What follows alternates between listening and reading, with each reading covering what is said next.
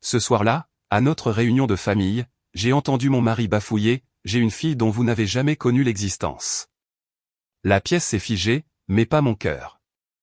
J'ai souri, je lui ai tendu l'enveloppe et j'ai murmuré, ton secret a fait ma fortune. Maintenant, regarde-moi partir. Mon nom est Willow Carter et j'ai 39 ans. Assise sur le banc en bois patiné du Smoky Hollow Resort, l'air humide du Tennessee collant à ma peau comme un drap moite, j'ai regardé mon mari détruire notre vie avec un sourire aux lèvres. L'air sentait le hickory fumé, la bière bon marché et la douceur écœurante et distincte de la sauce barbecue que ma belle-mère, Barbara, badigeonnait sur les côtes depuis 3 heures. C'était la réunion annuelle de la famille Carter, un événement qui ressemblait moins à des vacances qu'à une opération militaire que je commandais depuis 6 mois. J'avais réservé les cabanes, en m'assurant que Barbara et son mari, Frank, et celle avec la douche à l'italienne pour la mauvaise ange de Frank. J'avais organisé la livraison des courses, calculant exactement combien de kilos de salade de pommes de terre étaient nécessaires pour nourrir 40 personnes. J'avais même emballé les planches de cornhole et les cartes à jouer étanches pour les enfants. Mason, quant à lui, avait simplement emballé ses clubs de golf et s'était présenté. Pourtant, alors qu'il se tenait près du grill, riant bruyamment d'une blague que son cousin Dal venait de raconter, je pouvais entendre les murmures d'approbation des oncles et tantes. Ils le regardaient et voyaient le Golden Boy, le pourvoyeur, le roc de la famille. Ils me regardaient et voyaient la responsable de la logistique, la femme qui s'assurait qu'il y avait assez de glace. Mais je regardais Mason avec un regard différent ce soir. J'ai remarqué des choses que les autres manquaient. J'ai vu la façon dont sa main tremblait légèrement lorsqu'il levait son 4e verre de bourbon. J'ai vu la lueur de sueur sur son front qui n'avait rien à voir avec la chaleur de juillet et tout à voir avec le téléphone qui vibrait dans sa poche. Toutes les 20 minutes, comme sur des roulettes, il jetait un coup d'œil à l'écran, ses yeux allant de gauche à droite avant de s'éclipser au bout du porche enveloppant. Il parlait à voix basse, d'un ton pressé, sa posture rigide avant de remettre ce sourire charmant et décontracté sur son visage et de rejoindre la fête. Il pensait être subtil. Il pensait que j'étais juste occupé à m'assurer que la salade de choux restait au frais. Il n'avait aucune idée que la chose la plus lourde que je portais ce soir n'était pas le plateau de mimosa, mais mon propre sac à main. J'ai posé ma main sur le sac en cuir posé sur la table de pique-nique à côté de moi. À l'intérieur, bien rangé dans une enveloppe en manille rigide, se trouvait la fin de notre mariage. Ce n'était pas une décision que j'avais prise ce soir. C'était une collection de preuves que j'avais rassemblées avec la précision froide d'un comptable judiciaire. Il y avait des relevés bancaires mettant en évidence des virements vers un compte dans le Kentucky.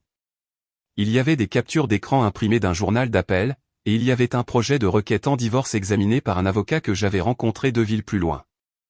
J'avais prévu d'attendre notre retour à la maison en Ohio pour le confronter, de le faire tranquillement, proprement et avec un maximum de levier, mais Mason, alimenté par le bourbon et l'adulation de sa famille, avait d'autres projets.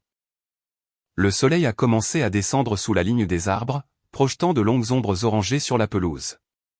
Les lucioles commençaient à clignoter dans les hautes herbes, et l'ambiance était passée d'énergique à sentimentale. Oncle Ray, dont le visage était rougeau à cause de la chaleur et de la bière, a tapé dans le dos de Mason. Discours, a beuglé Ray, sa voix résonnant par-dessus le léger accent de la musique country qui jouait depuis une enceinte portable. Écoutons l'homme de l'heure. Le Carter le plus réussi depuis 3 générations. La famille a applaudi. Mon fils Noah a levé les yeux de son téléphone et ma fille Ruby a cessé de discuter avec ses cousins. Ils ont souri à leur père. C'est cette partie qui m'a retourné l'estomac. Ils le regardaient encore avec cette fierté instinctive et sans tache. Mason a légèrement trébuché en entrant au centre du cercle sur la terrasse. Il a levé son verre, le liquide ambré se balançant dangereusement près du bord. Il était ivre. Pas le genre d'ivresse somnolente, mais le genre d'ivresse maniaque, invincible, où le filtre entre le cerveau et la bouche se dissout complètement. Il a regardé le cercle de visages. Ses parents, ses frères et sœurs, ses enfants, et enfin moi. Il m'a souri, un sourire de travers, larmoyant, qui m'a donné la chair de poule. Vous savez, a commencé Mason, sa voix pâteuse et trop forte. Les gens parlent de succès. Ils parlent d'argent, et ouais, j'en ai gagné pas mal. Il y eut des rires polis. Mason a chancelé, se stabilisant avec une main sur le dossier d'une chaise vide. Mais rien de tout ça n'a d'importance, a-t-il poursuivi, son ton passant à une vitesse larmoyante. Rien de tout ça n'a d'importance sans le sang, sans la vérité. J'ai beaucoup pensé ces derniers temps à la vérité, à la façon dont un homme ne peut pas vraiment être entier s'il vit dans l'ombre. Je me suis raidi, ma main s'est resserrée sur la sangle de mon sac à main. L'air est soudainement devenu très calme. Nous sommes tous imparfaits, a annoncé Mason, faisant un geste large avec son verre, renversant quelques gouttes sur le béton. J'ai fait des erreurs. Nous en avons tous fait. Mais j'ai décidé ce soir. En vous regardant tous. En voyant tout l'amour qu'il y a dans cette famille, j'ai décidé qu'il était temps d'arrêter de se cacher. Je veux être un homme honnête. S'il te plaît, arrête, ai-je pensé, non pas pour lui, mais pour Noah et Ruby. Ne fais pas ça ici. Pas devant eux. J'ai une fille, a dit Mason. Les mots sont restés en suspens dans l'air, lourds et suffocants. Le bruit de fond des cigales a semblé s'assourdir instantanément. Elle a 12 ans, a poursuivi Mason, inconscient de la façon dont l'atmosphère venait de s'effondrer. Elle s'appelle Elena. Elle vit dans le Kentucky. Je me suis occupé d'elle, vous savez, financièrement, en faisant ce qu'il fallait, mais je l'ai gardée séparée, et ce n'est pas juste. Un homme doit revendiquer les siens. Je veux l'amener ici. Je veux qu'elle soit une Carter. Silence. Un silence absolu et écrasant. J'ai regardé ma belle-mère. Barbara. Le sourire a glissé de son visage comme de l'argile humide, laissant une expression creuse et grise de choc. La bouche d'Onkeray était légèrement ouverte. Mais ce sont mes enfants qui m'ont brisé le cœur. Noah avait l'air d'avoir reçu un coup de poing dans le ventre, ses sourcils froncés de confusion, attendant la chute d'une terrible blague. Ruby se contentait de fixer, ses yeux grands ouverts, son visage se vidant de sa couleur alors qu'elle faisait le calcul. 12 ans. Elle en avait 17. Cela signifiait qu'il avait menti pendant la majeure partie de sa vie consciente. Des questions ont commencé à surgir du choc. Chuchotée d'abord, puis plus forte. 12 ans, a sifflé quelqu'un. Qui est la mère? Est-ce que Willow est au courant? Tous les yeux se sont tournés vers moi. Je pouvais sentir le poids de leur pitié, de leur jugement, de leur curiosité morbide. Ils s'attendaient à une scène. Ils s'attendaient à la femme hystérique, aux cris, aux larmes, au vin jeté au visage. Ils s'attendaient à ce que je sois la victime au centre de la tragédie que Mason venait de mettre en scène. Mais je n'étais pas une victime. J'étais préparé. Je n'ai pas crié. Je n'ai pas pleuré. J'ai senti une clarté froide et dure s'installer en moi, ralentissant mon rythme cardiaque. Je me suis levé de la table de pique-nique, le bois a raclé contre le béton, un son aigu qui a fait sursauter tout le monde. Je me suis dirigé vers Mason.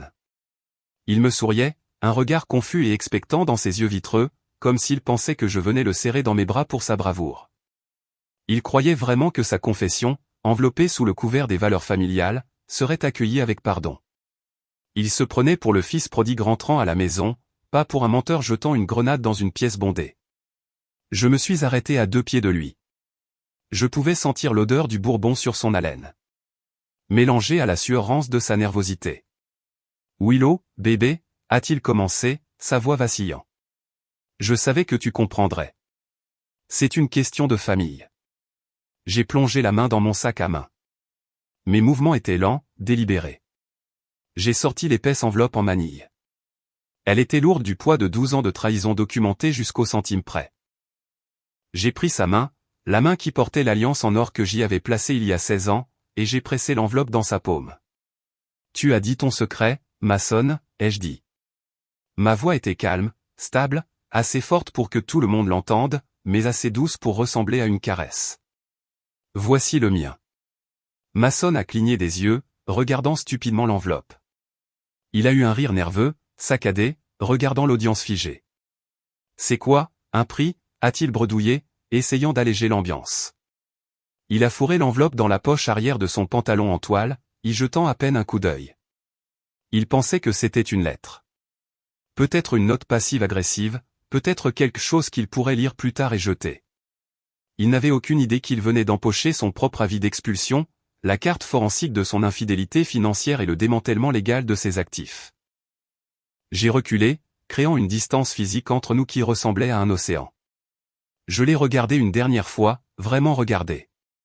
J'ai vu la faiblesse dans sa mâchoire, l'égoïsme dans ses yeux, le besoin pathétique de validation qui l'avait conduit à faire exploser nos vies autour de côtes levées et de bière. Je me suis retourné et je suis retourné à ma place. Ramassant mon sac à main, j'ai fait un signe de tête petit mais ferme à Noah et Ruby. Ils étaient paralysés, mais ils connaissaient ce regard. C'était le regard qui signifiait que maman avait un plan. Mason était toujours debout au centre de la terrasse, chancelant, le sourire faiblissant alors que le silence s'étirait inconfortablement longtemps. Il a tapé sur la poche où se trouvait l'enveloppe. Je me suis assise et j'ai pris une gorgée de montée glacée. La glace avait fondu, et il était aqueux et tiède, mais je l'ai bu quand même. Le soleil s'était complètement couché maintenant. L'obscurité était arrivée. Et alors que la première luciole de la soirée atterrissait sur la table, je savais une chose avec une certitude absolue. C'était la dernière fois que je m'asseyais à cette table sous ces étoiles. En tant que femme de Mason Carter, l'homme qui se tenait la pensée qu'il venait de se décharger d'un poids. Il ne savait pas qu'il venait de me libérer. Le chaos de la réunion de famille tourbillonnait autour de moi. Un flot de gobelets en plastique rouge et de rires bruyants, mais mon esprit était ailleurs, dérivant à travers la chronologie des 6 derniers mois. C'est drôle comme le recul fonctionne. Il fonctionne comme une lentille haute définition, mettant au point les bords flous de votre vision périphérique avec une netteté douloureuse. Quand vous vivez dans un mensonge, vous avez tendance à trouver des explications aux anomalies. Vous vous dites que le mariage est une question de confiance, et que la confiance signifie ne pas interroger votre mari à chaque fois qu'il rentre 20 minutes en retard. Mais assise là, sur ce banc, regardant Mason se prélasser sous les applaudissements de sa famille, j'ai réalisé que je n'avais pas seulement fait confiance. J'avais été volontairement aveugle. L'effondrement n'avait pas commencé par un coup d'éclat. Il avait commencé par le doux ronronnement d'un moteur et l'odeur de l'autoroute. Mason a 45 ans. Depuis une décennie, sa routine était aussi prévisible que les marées. Il allait travailler à Haravai Structure à 8 h du matin, et il était à la maison à 18 h le soir, mais à partir de début janvier, l'horaire a commencé à se fracturer. Il a commencé à avoir ce qu'il appelait des « visites de chantier tardives ». Il m'a dit que l'entreprise se développait, soumissionnant pour des projets commerciaux dans les comtés voisins. Cela semblait plausible. Mason était chef de projet. Il était bon dans son travail. Pourquoi ne l'enverrait-il pas? Mais ensuite, il rentrait à la maison à 21 ou 22 heures et l'odeur sur lui était anormale. Ce n'était pas l'odeur de la poussière de cloison sèche ou de la sciure de bois ou l'odeur métallique d'un chantier de construction. C'était l'odeur de la climatisation recyclée et de la restauration rapide. L'odeur rance d'un homme qui avait passé des heures à l'intérieur d'une voiture scellée à parcourir de longues distances, et en dessous, faible mais indéniable, il y avait une douceur florale. Pas un parfum qu'il portait, et certainement pas le mien. C'était le genre d'odeur qui se transfère quand on serre quelqu'un dans ses bras pendant longtemps. Je me souviens d'être resté dans la buanderie un mardi soir de mars. Je tenais une de ses chemises, me préparant à la jeter dans la machine à laver. J'ai approché le col de mon visage. Ça sentait la vanille et le savon bon marché. Je me suis dit que c'était le détergent du nettoyeur de bureau. Je me suis dit que j'étais paranoïaque. J'ai lavé la chemise et j'ai lavé le doute. Ou du moins, j'ai essayé. Mais l'analyste de données en moi, la partie de mon cerveau que je louais à Velocentric Meridian Analytics 40 heures par semaine, ne pouvait pas laisser passer les schémas. Chez Velocentric, mon travail consistait à trouver des histoires dans les chiffres, à regarder des rangées de données brutes et à dire à un client où il perdait de l'argent ou de l'efficacité. J'étais formé pour repérer les anomalies, et Mason était devenu une anomalie statistique ambulante. J'ai commencé à remarquer les reçus. Mason était habituellement méticuleux pour jeter les déchets, mais il était devenu négligent. Peut-être que l'arrogance fait ça à un homme. J'ai trouvé un reçu d'essence froissé dans la poche latérale de la portière passager quand j'ai emprunté son camion pour aller chercher du paillis. C'était pour un plein dans une station-service d'une ville appelée Bowling Green, dans le Kentucky. C'était à 3 heures de route. Il m'avait dit qu'il inspectait un site à Columbus ce jour-là. J'ai fixé l'horodatage, 14 heures. S'il était à Columbus, comment a-t-il pu acheter 15 gallons de carburant sans plomb dans le Kentucky? J'ai remis le reçu en place. Je ne l'ai pas confronté. Pas encore. Puis il y a eu les additions de restaurants. J'en ai trouvé une dans la poche de sa veste pour un restaurant appelé le Bluebird. 2 hamburgers, 2 milkshakes et un menu enfant. La date était un vendredi où il disait prendre un verre avec les gars du cabinet. Depuis quand les gars d'Orville Structure buvaient-ils des milkshakes et commandaient-ils des nuggets de poulet? Cette nuit-là, allongé dans le lit à côté de lui, j'ai regardé le ventilateur de plafond tourner dans le noir. J'ai pensé à la vie que nous avions construite. Nous nous sommes mariés quand j'avais 23 ans et lui 29. Nous étions les enfants modèles du rêve suburbain américain. Nous avions la maison dans un beau lotissement en dehors de Dayton. Nous avions Noah et Ruby. Nous avions 2 revenus. Je me souviens du jour où j'ai accepté l'offre de Velocentric. J'avais voulu créer ma propre petite société de conseil. J'avais le business plan écrit et le nom de domaine acheté. Mais Mason m'avait regardé avec ses yeux bleus sincères et avait dit que nous avions besoin de stabilité. Nous avions besoin d'une assurance maladie. Il a dit que son travail était instable, donc je devais être l'encre. Alors j'ai plié mon rêve et je l'ai mis dans un tiroir et je suis devenu l'encre. J'ai pris le poste en entreprise avec le salaire stable et la contrepartie 4 cents un cas. Pendant 16 ans, je me suis convaincu que c'était un échange équitable. J'ai renoncé à mon ambition pour notre sécurité. Mais en fixant ce ventilateur de plafond, réalisant que mon mari achetait des menus enfants dans le Kentucky, j'ai senti une rage froide s'installer dans ma poitrine. J'avais sacrifié mes rêves pour assurer un avenir qu'il était en train de démanteler activement. Les fissures financières sont apparues ensuite. Je gérais nos principaux comptes domestiques, mais Mason avait toujours insisté pour garder un compte séparé pour ses primes et ses remboursements de frais. Il appelait ça son « argent de poche ». Je n'y touchais jamais. Mais un soir, un relevé de compte pour notre compte chèque joint est arrivé par la poste, une erreur. Normalement, nous étions passés au sans-papier. Je l'ai ouvert. Il y avait un virement récurrent de $400 vers un compte que je ne reconnaissais pas. Il était simplement libellé « virement externe ». Je lui ai posé la question pendant le dîner ce soir-là. J'ai gardé ma voix légère, désinvolte. Et, c'est quoi ces $400 qui sortent tous les mois? C'est pour le fond pour le bateau? Mason n'a même pas levé les yeux de son steak.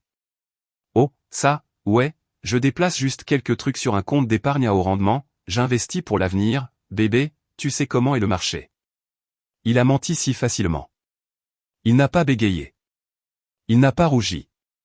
Il a juste mâché sa viande et menti à la femme qui tenait ses comptes. C'est à ce moment-là que j'ai su qu'il ne s'agissait pas seulement d'une aventure. On n'établit pas de virement récurrent pour une aventure. C'était structurel. C'était permanent. Le coup de grâce est venu il y a 3 semaines. C'était un samedi et Mason jouait au golf. J'ai décidé de nettoyer le garage, une tâche qu'il promettait de faire depuis 6 mois. Je déplaçais une pile de vieux pots de peinture quand j'ai trouvé une caisse en plastique poussée derrière les pneus d'hiver. Elle n'était pas étiquetée. Je l'ai ouverte. À l'intérieur, nichée dans du papier de soie blanc, se trouvait une paire de baskets. Des Converse montantes, violet vif. J'en ai pris une. C'était une taille 4, une taille d'enfant. Ruby portait une taille 8 de chaussures pour femme. Celle-ci était trop grande pour un tout petit, mais trop petite pour une adolescente. Sous les chaussures se trouvait une carte d'anniversaire. Le devant avait un chat de dessin animé. Je l'ai ouverte. Mes doigts tremblaient pour la première fois. Joyeux 12e anniversaire à ma superstar. Je suis si fier de la jeune femme que tu deviens. Je promets d'être là pour le prochain match. C'était signé, avec tout mon amour, papa. Je me suis assise sur le sol en béton froid du garage, serrant cette chaussure. Le mot « papa » résonnait dans ma tête.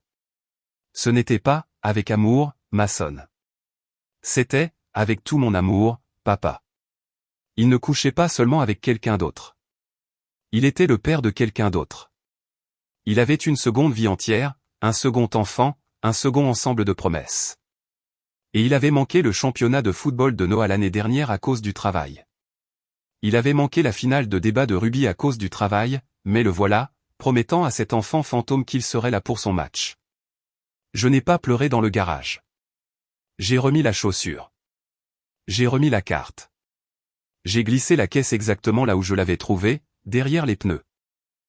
Je suis rentré, j'ai lavé la poussière de mes mains et je suis allé dans le salon où l'iPad de Mason était en charge. Il se vantait toujours de sa sécurité, mais son code d'accès était 1234. Il l'avait toujours été. Il était assez arrogant pour penser que je ne vérifierais jamais. Je n'ai pas trouvé de SMS à une maîtresse. J'ai trouvé pire. Dans un dossier caché de son application photo, il y avait une capture d'écran d'une conversation par SMS. Le contact n'était qu'un numéro de téléphone. Pas de nom. Le message disait « Elena te manque. Elle demande quand papa revient ». Mason avait répondu « Je dois juste maintenir la paix à la maison un peu plus longtemps. La prime arrive le mois prochain. Ensuite, nous pourrons parler de l'été ». J'ai sorti mon téléphone et j'ai photographié l'écran. J'ai photographié l'horodatage. J'ai photographié le numéro. Cette nuit-là, j'ai commencé ma carte. Je me suis assise à mon ordinateur après que Mason se soit endormi. Et j'ai ouvert une nouvelle feuille de calcul. Je n'étais plus Willow l'épouse. J'étais Willow l'analyste de Vélocentrique. J'ai recoupé les dates de ses réunions tardives avec les reçus d'essence. J'ai fait correspondre les additions de restaurants avec les jours où il prétendait travailler. J'ai construit une chronologie de l'infidélité qui s'étendait sur des années, cachée à la vue de tous. J'ai réalisé avec un choc écœurant que les $400 récurrents n'étaient que la pointe de l'iceberg. Il y avait des retraits en espèces. Il y avait des cartes cadeaux achetées dans des épiceries. Il siphonnait notre richesse. La richesse que j'avais aidé à construire en restant dans ce travail sûr et ennuyeux. Et il la canalisait dans une vie secrète dans le Kentucky. Je me suis blâmé pendant la première heure. Je me suis traité de stupide. Je me suis traité d'aveugle. Mais à la deuxième heure, l'apitoiement sur moi-même s'était évaporé, remplacé par une détermination froide et dure. Il voulait parler de l'été. Il voulait maintenir la paix jusqu'à ce que sa prime arrive. Non, je ne lui donnerai pas ce temps. Je l'ai regardé maintenant. De l'autre côté de l'aire de pique-nique du complexe, il riait à nouveau, son visage rougeau de bourbon et du soulagement de sa confession. Il pensait vraiment qu'en admettant l'enfant, il contrôlait le récit. Il pensait que j'étais la même femme qui avait accepté ses excuses sur les reçus d'essence et les nuits tardives. Il pensait que j'étais l'ancre qui le maintiendrait stable pendant qu'il amenait son chaos dans notre maison. Il n'avait aucune idée que l'ancre avait été coupée il y a des semaines. Il n'avait aucune idée que pendant qu'il jouait à la maisonnette dans le Kentucky, j'avais monté un dossier qui le dépouillerait jusqu'à l'os. Il m'a souri, un sourire faible et suppliant, s'attendant à ce que je vienne le sauver du silence gênant. J'ai regardé en retour, mon visage un masque de calme. Tu n'as aucune idée, Mason, ai-je pensé. Tu penses que c'est la partie difficile? La partie difficile n'a même pas encore commencé. Le gravier du parking du complexe crissa bruyamment sous les chaussures de ville de Mason alors qu'il me poursuivait. Les bruits de la réunion, la musique country, les rires, le tintement des bouteilles s'estompèrent en un bourdonnement sourd derrière nous. L'air s'était rafraîchi, mais l'humidité s'accrochait toujours à la nuit, lourde et suffocante. Willow. Attends, plaida Mason, sa voix haletante après le court jogging. Il tendit la main vers mon bras, mais je l'esquivai avec une fluidité qui nous surprit tous les deux. Je ne voulais pas de son contact. Je me suis tenu près du coffre de mon VUS, le métal froid contre le bas de mon dos, et j'ai croisé les bras. Nous devons parler, dit-il en passant une main dans ses cheveux clairsemés. Il ressemblait moins au patriarche triomphant qui avait porté un toast une heure plus tôt qu'à un animal acculé. J'écoute, dis-je. Ma voix était plate, dépouillée de toute chaleur. Écoute, commença-t-il en se balançant d'un pied sur l'autre. Je sais comment ça a l'air. Je sais que c'était un choc, mais tu dois comprendre, Willow, c'est arrivé pendant une très mauvaise passe pour nous. Tu te souviens il y a 12 ans, tu étais si concentré sur l'entrée de Noah à l'école et le marché s'effondrait et je me sentais invisible. Je l'ai regardé. Il réécrivait l'histoire pour justifier son infidélité. Il blâmait ma concentration sur notre fils et l'économie mondiale pour sa décision de coucher avec une autre femme. C'était une erreur, poursuivit-il, son ton gagnant un rythme désespéré. Juste une stupide histoire d'un soir. Mais ensuite, elle est tombée enceinte. Je ne pouvais pas simplement m'en aller. Willow, je ne suis pas ce genre d'homme. Je devais faire ce qu'il fallait. Je ne pouvais pas abandonner ma propre chair et mon propre sang. Il pensait vraiment être le héros de cette histoire. Je n'ai pas crié. Je ne lui ai pas demandé comment il avait pu me trahir. J'avais déjà traité la trahison dans le garage il y a 3 semaines. Maintenant, j'étais en mode découverte. J'étais l'analyste qui recueillait des données pour un rapport final. Arrête, dis-je, coupant court à son radotage. Je ne veux pas de tes excuses, Mason. Je veux des faits. Il cligna des yeux, surpris par ma froideur. Quel âge a-t-elle exactement, demandai-je. Elle a 12 ans, murmura-t-il. Quand ont commencé les paiements? Tout de suite. Jenna, sa mère, ne voulait pas gâcher ma vie. Elle avait juste besoin d'aide. J'ai hoché la tête lentement. Jenna. Maintenant, la femme fantôme avait un nom. Jenna Brox. J'ai le droit de savoir tout ce que tu as caché à ce mariage, dis-je, ma voix stable. Tu as dépensé notre argent. Tu as volé du temps à nos enfants pour le donner à une autre famille. Je veux la voir. Les yeux de Mason s'écarquillèrent. Non, Willow. Tu ne peux pas. C'est trop. C'est trop compliqué. Je me suis approché de lui, envahissant son espace personnel jusqu'à ce que je puisse sentir le bourbon rance sur son haleine. Tu as compliqué les choses quand tu l'as annoncé à 40 personnes devant un micro, sifflai-je. Tu ne contrôles plus les dégâts. Je l'ai laissé debout dans le parking sombre, l'air petit et vaincu, mais je n'avais pas besoin de sa permission. J'avais ses relevés téléphoniques. J'avais les détails des virements. Et grâce à mes compétences chez Velocentric, trouver Jenna Brox fut d'une facilité déconcertante. 2 jours plus tard, j'ai traversé la frontière de l'État pour entrer dans le Kentucky. J'avais envoyé un email à l'adresse personnelle de Jenna. Quand j'ai trouvé un lien vers le compte bancaire recevant les virements de Mason, je ne lui ai pas dit que j'étais la femme de Mason. Je me suis présenté comme une auditrice indépendante examinant certaines irrégularités dans les virements récurrents vers son compte. C'était une couverture fragile, mais je savais que pour une mère célibataire, dépendant de cet argent, la menace d'une interruption suffirait à obtenir un rendez-vous. Nous avons convenu de nous rencontrer dans un restaurant appelé The Iron Skier dans une petite ville à environ 30 miles au sud de la frontière. C'était un terrain neutre, assez loin de chez elle pour être en sécurité, assez loin de chez moi pour être un secret. Je suis arrivé 15 minutes en avance. Je me suis assise dans une banquette au fond, commandant un café noir. Le restaurant sentait le bacon frit et le nettoyant pour sol au citron. C'était le genre d'endroit où les serveuses appelaient tout le monde « chérie » et où les menus étaient collants. Quand la cloche au-dessus de la porte a tinté, je les ai vus. Jenna Brox n'était pas la femme fatale que j'avais inconsciemment construite dans mes cauchemars. Elle n'était pas une version plus jeune et plus glamour de moi. Elle avait l'air fatiguée. Elle portait une veste en jean délavée par-dessus un uniforme de serveuse. Ses cheveux étaient attachés en un chignon désordonné qui parlait d'une femme qui n'avait aucune minute pour elle-même. Elle avait l'air épuisée. Ses épaules s'affaissaient sous le poids d'un fardeau invisible. Et à côté d'elle se trouvait la fille, Elena. Mon cœur a fait un bond douloureux et violent dans ma poitrine. C'était une belle enfant avec des boucles sombres qui rebondissaient alors qu'elle marchait, mais c'était son visage qui m'a coupé le souffle. Elle avait le menton de Mason, cette ligne carrée et têtue, mais ses yeux ressemblaient tellement à ceux de Ruby à cet âge. Elle portait une casquette de baseball tirée bas, serrant un carnet de croquis contre sa poitrine. Elle avait l'air timide, scrutant la pièce avec une lassitude qu'aucune fillette de 12 ans ne devrait avoir. Elles se sont dirigées vers la banquette. Jenna avait l'air nerveuse, ses mains agrippant la sangle de son sac à main. « Madame Carter » a-t-elle demandé. J'ai hoché la tête. « Asseyez-vous, s'il vous plaît. » Jenna s'est glissée dans la banquette, faisant signe à Elena de s'asseoir à côté d'elle. Elena a immédiatement ouvert son carnet de croquis et a commencé à dessiner, se retirant dans son propre monde. J'ai aperçu la page. C'était un croquis au fusain d'un cheval. Elle était douée. « Je suis désolé de l'avoir amenée » a dit Jenna, sa voix fine et pleine d'excuses. Ma sœur a annulé à la dernière minute, et je ne pouvais pas la laisser seule. « Ce n'est pas grave, ai-je dit. » Jenna m'a regardé avec de grands yeux anxieux. « Y a-t-il un problème avec le compte, Mason ?» Monsieur Carter a dit que l'arrangement était solide. Il a dit que je n'avais pas à m'inquiéter de la banque. Elle pensait que j'étais la banque. Elle pensait que j'étais là pour couper sa bouée de sauvetage.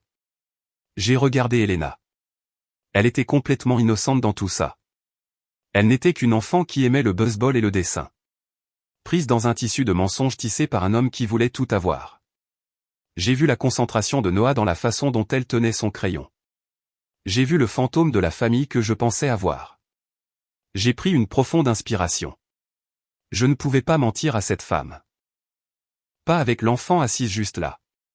Je ne suis pas de la banque, Jenna, ai-je dit doucement. Jenna a froncé les sourcils. La confusion a plissé son front. Alors qui êtes-vous? Vous avez dit que votre nom était Madame Carter. Je suis Willow Carter. Je suis la femme de Mason. Le silence qui est tombé sur la table était absolu. Le visage de Jenna s'est vidé de sa couleur, prenant une teinte maladive et grise. Elle a reculé comme si je l'avais giflée, pressant son dos contre la banquette en vinyle. Elena a levé les yeux de son dessin, sentant le changement de tension, ses yeux sombres allant de l'une à l'autre. « Oh mon Dieu !» a murmuré Jenna. Sa main est allée à sa bouche. Il a dit que tu savais. Les mots sont restés en suspens dans l'air entre nous, vifs et déchiquetés. Il m'a dit que tu savais tout, a dit Jenna, sa voix tremblante. Il a dit que vous aviez un arrangement.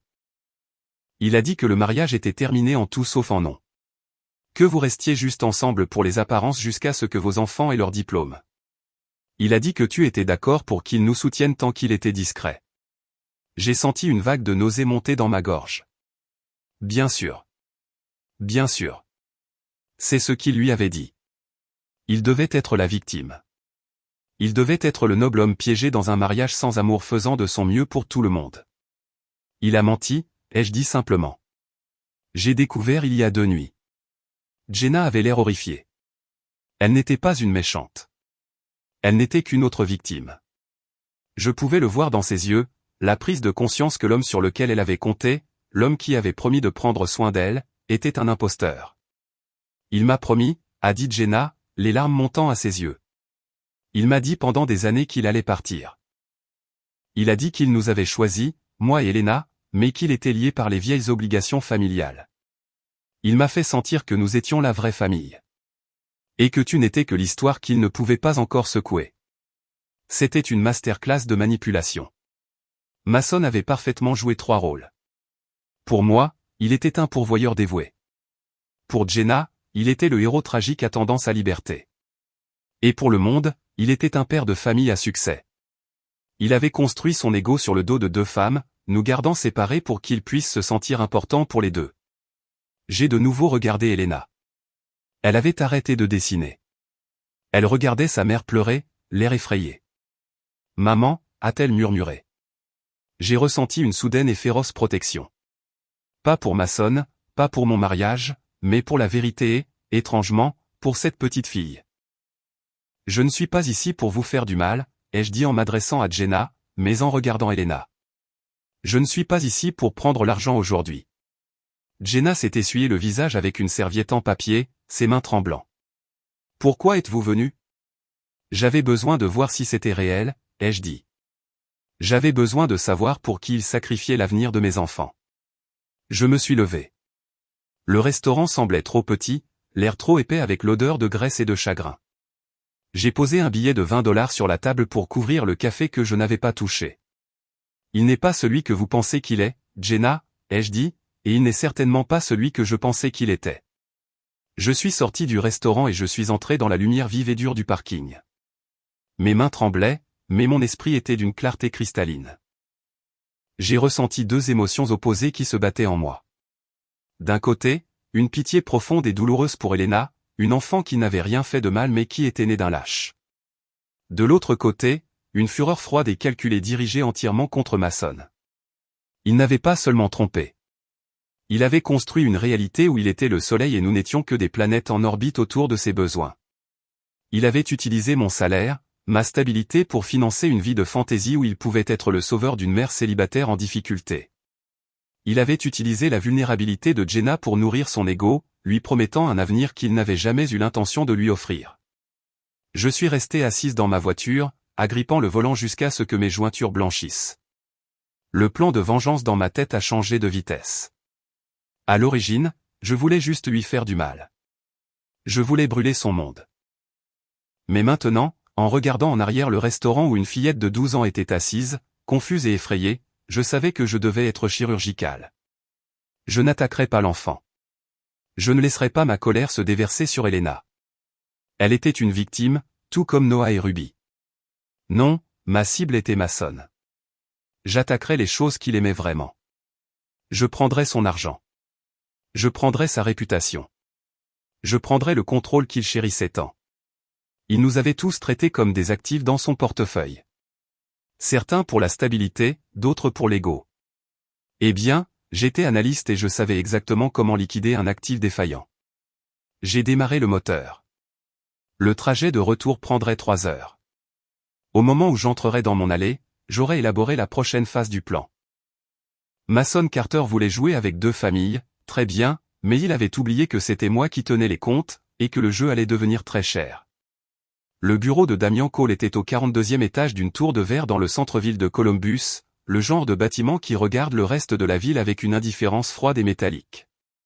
Damian était connu dans les cercles juridiques comme le « requin du Midwest », un homme spécialisé dans les divorces à forts enjeux où un conjoint se croyait plus malin que l'autre. Je l'avais recherché pendant 3 nuits d'affilée. Je ne voulais pas quelqu'un pour me tenir la main. Je ne voulais pas un thérapeute. Je voulais une arme. J'étais assise en face de lui à un bureau en acajou assez large pour y faire atterrir un petit avion. Damian était plus jeune que ce à quoi je m'attendais, peut-être au début de la quarantaine, avec une ligne de cheveux impeccable et un costume qui coûtait probablement plus cher que ma première voiture. Il ne m'a pas offert de café.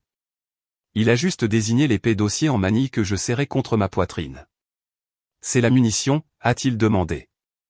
Sa voix était douce, baryton, et totalement dépourvue de pitié. J'ai posé le dossier sur le bureau. Il a atterri avec un bruit lourd et satisfaisant. « C'est tout ?» ai-je dit. Damian l'a ouvert. J'ai regardé ses yeux parcourir les documents. Je n'avais pas seulement jeté des papiers ensemble. Je les avais organisés avec la même précision rigoureuse que j'utilisais pour les projets de données chez Velocentric Meridian Analytics. Onglet 1, relevé bancaire mettant en évidence les retraits. Onglet 2, les captures d'écran des messages texto datés et recoupés avec ses voyages d'affaires. Onglet 3, l'acte de propriété de notre maison. Onglet 4, une impression de ses options d'achat d'actions et de leur calendrier d'acquisition chez Aura Structure. Il a feuilleté les pages en silence pendant un long moment. Le seul son dans la pièce était le bourdonnement de la climatisation et le craquement du papier tourné. Quand il a finalement levé les yeux, il y avait une lueur de respect dans ses yeux. La plupart des clients viennent ici avec un mouchoir dans une main et une vague suspicion dans l'autre, a dit Damian. Vous êtes venu avec un audit judiciaire. Je suis analyste de données, ai-je répondu, ma voix stable. Je trouve des schémas, et mon mari a un schéma très négligé. Damian s'est penché en arrière, joignant ses doigts. Parlons de ce que nous avons ici, Madame Carter. Aux yeux de la loi, ce que Mason a fait n'est pas seulement un chagrin d'amour.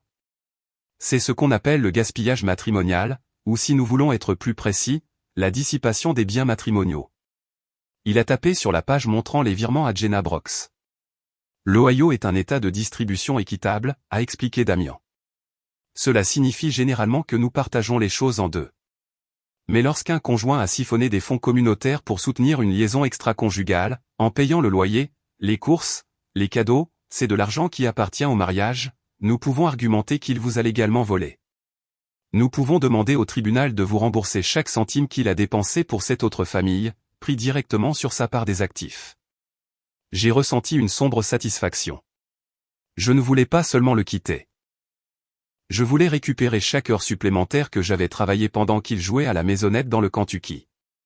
Mais il y a autre chose ici, a dit Damen, son doigt s'arrêtant sur la section que j'avais intitulée « Divergence de revenus orales ».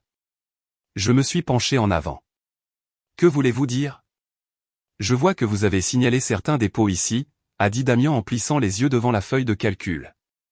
De grosses primes irrégulières, des honoraires de conseil de fournisseurs tiers. La construction est un secteur désordonné, Willow. L'argent circule de manière étrange, mais cela ressemble à des pots de vin. Mon estomac s'est noué. Je savais que Mason jouait avec les règles.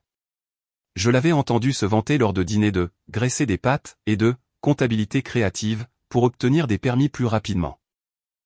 J'ai toujours pensé que c'était juste de la vantardise, lui essayant de paraître comme un gros bonnet.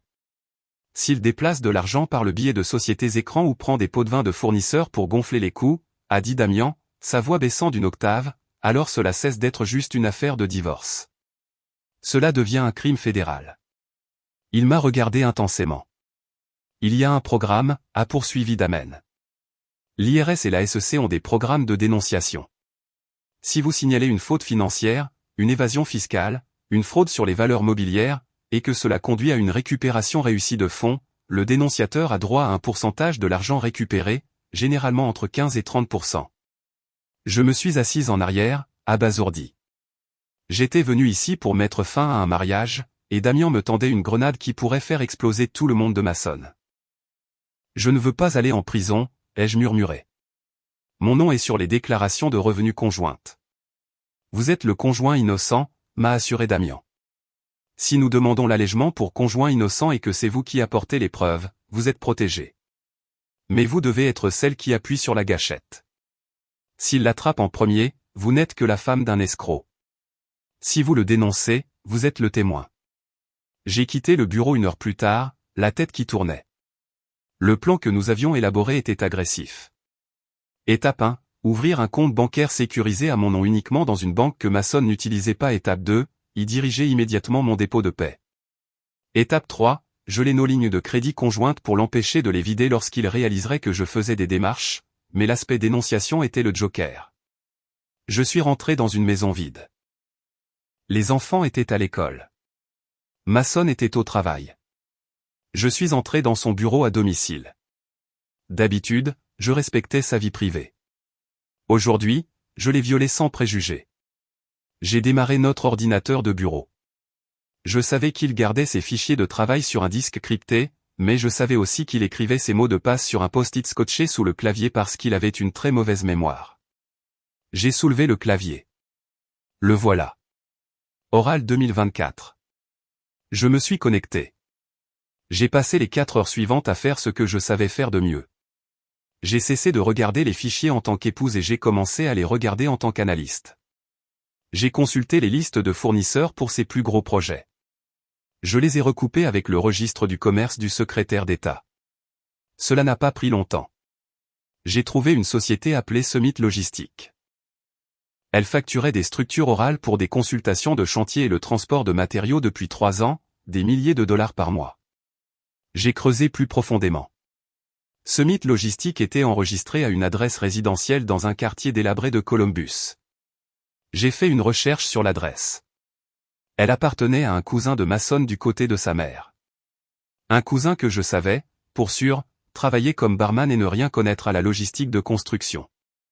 Mason facturait sa propre entreprise pour un travail qui n'était jamais fait. Canaliser l'argent dans cette société écran. Et puis j'ai de nouveau vérifié les virements bancaires, retirant probablement l'argent pour payer le style de vie qu'il ne pouvait pas se permettre avec son salaire légitime.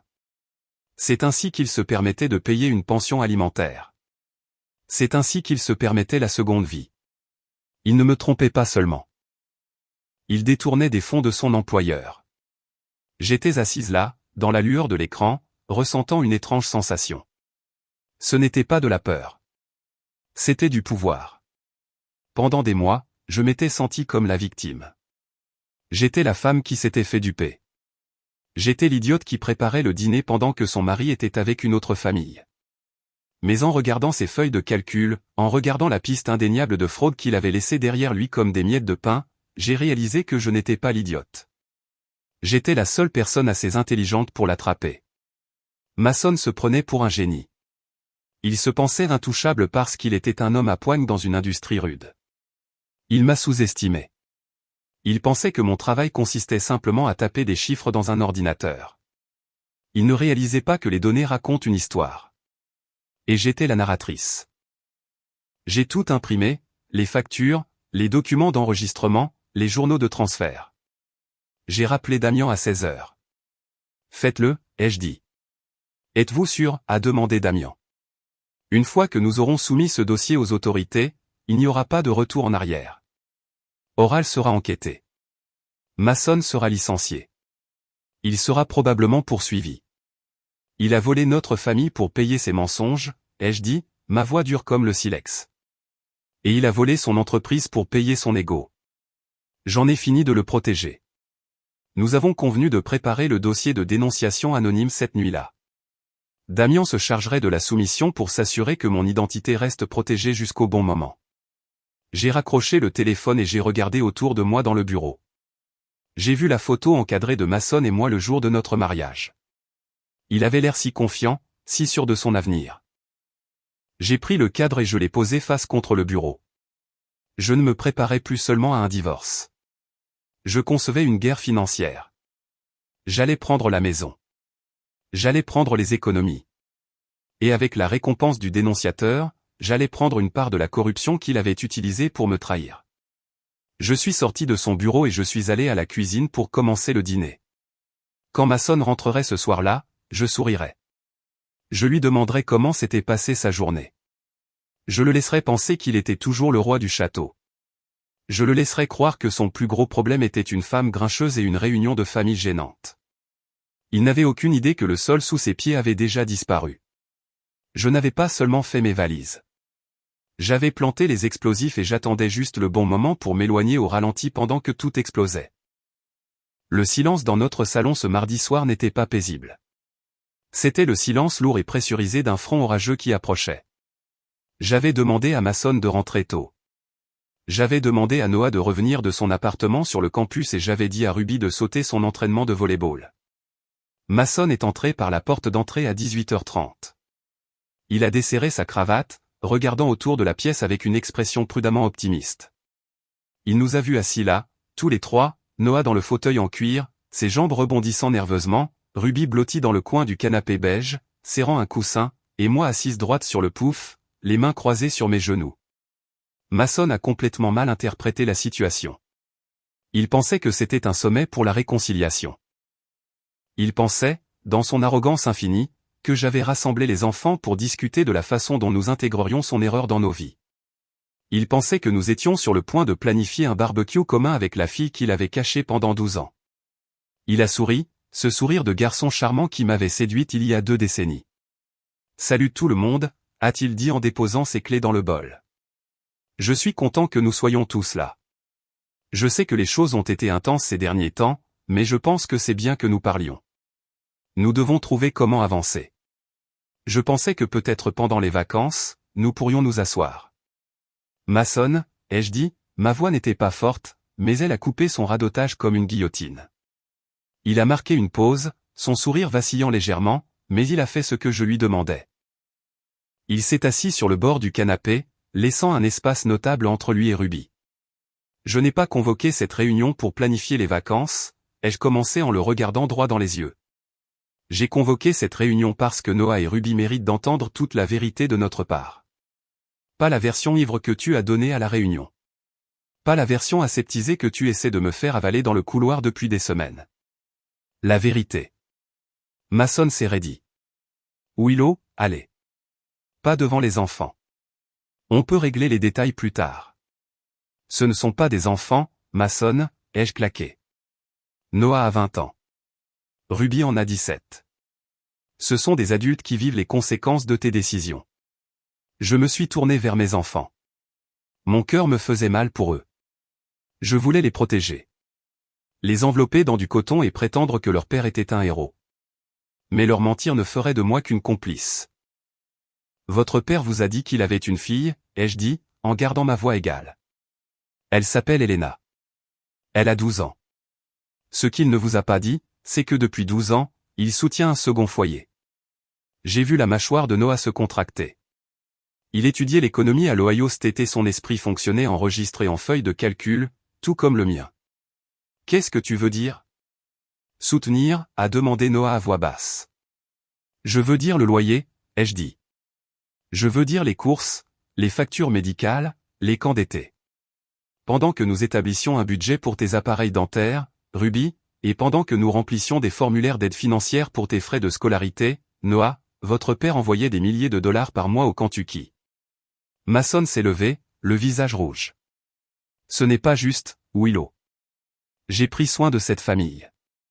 Vous n'avez jamais eu faim. Vous avez une belle maison.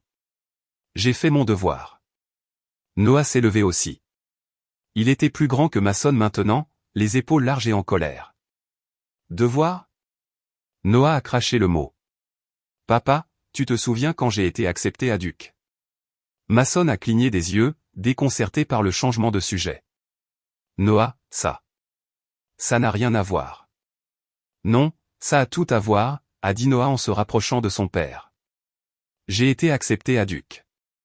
C'était l'école de mes rêves, et tu m'as assis à cette table de cuisine et tu m'as dit que nous ne pouvions pas nous le permettre. Tu as dit que les choses étaient difficiles dans le secteur. Tu m'as fait me sentir coupable de même demander. Tu as dit que je devais être responsable et aller à l'université d'État. La voix de Noah s'est brisée, perdant sa colère une fraction de seconde pour révéler la blessure en dessous. J'ai abandonné mon rêve parce que je pensais que nous étions une équipe, a dit Noah. Je pensais que nous faisions des sacrifices ensemble. Mais tu n'étais pas fauché, papa. Tu dépensais juste mes frais de scolarité pour un autre enfant. Mason a ouvert la bouche pour argumenter, mais il n'avait aucune défense. Le calcul était simple, et Noah le savait. Chaque dollar envoyé au Kentucky était un dollar pris à l'Ohio.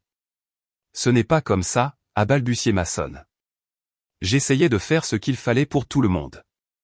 Puis Ruby a parlé. Elle ne s'est pas levée.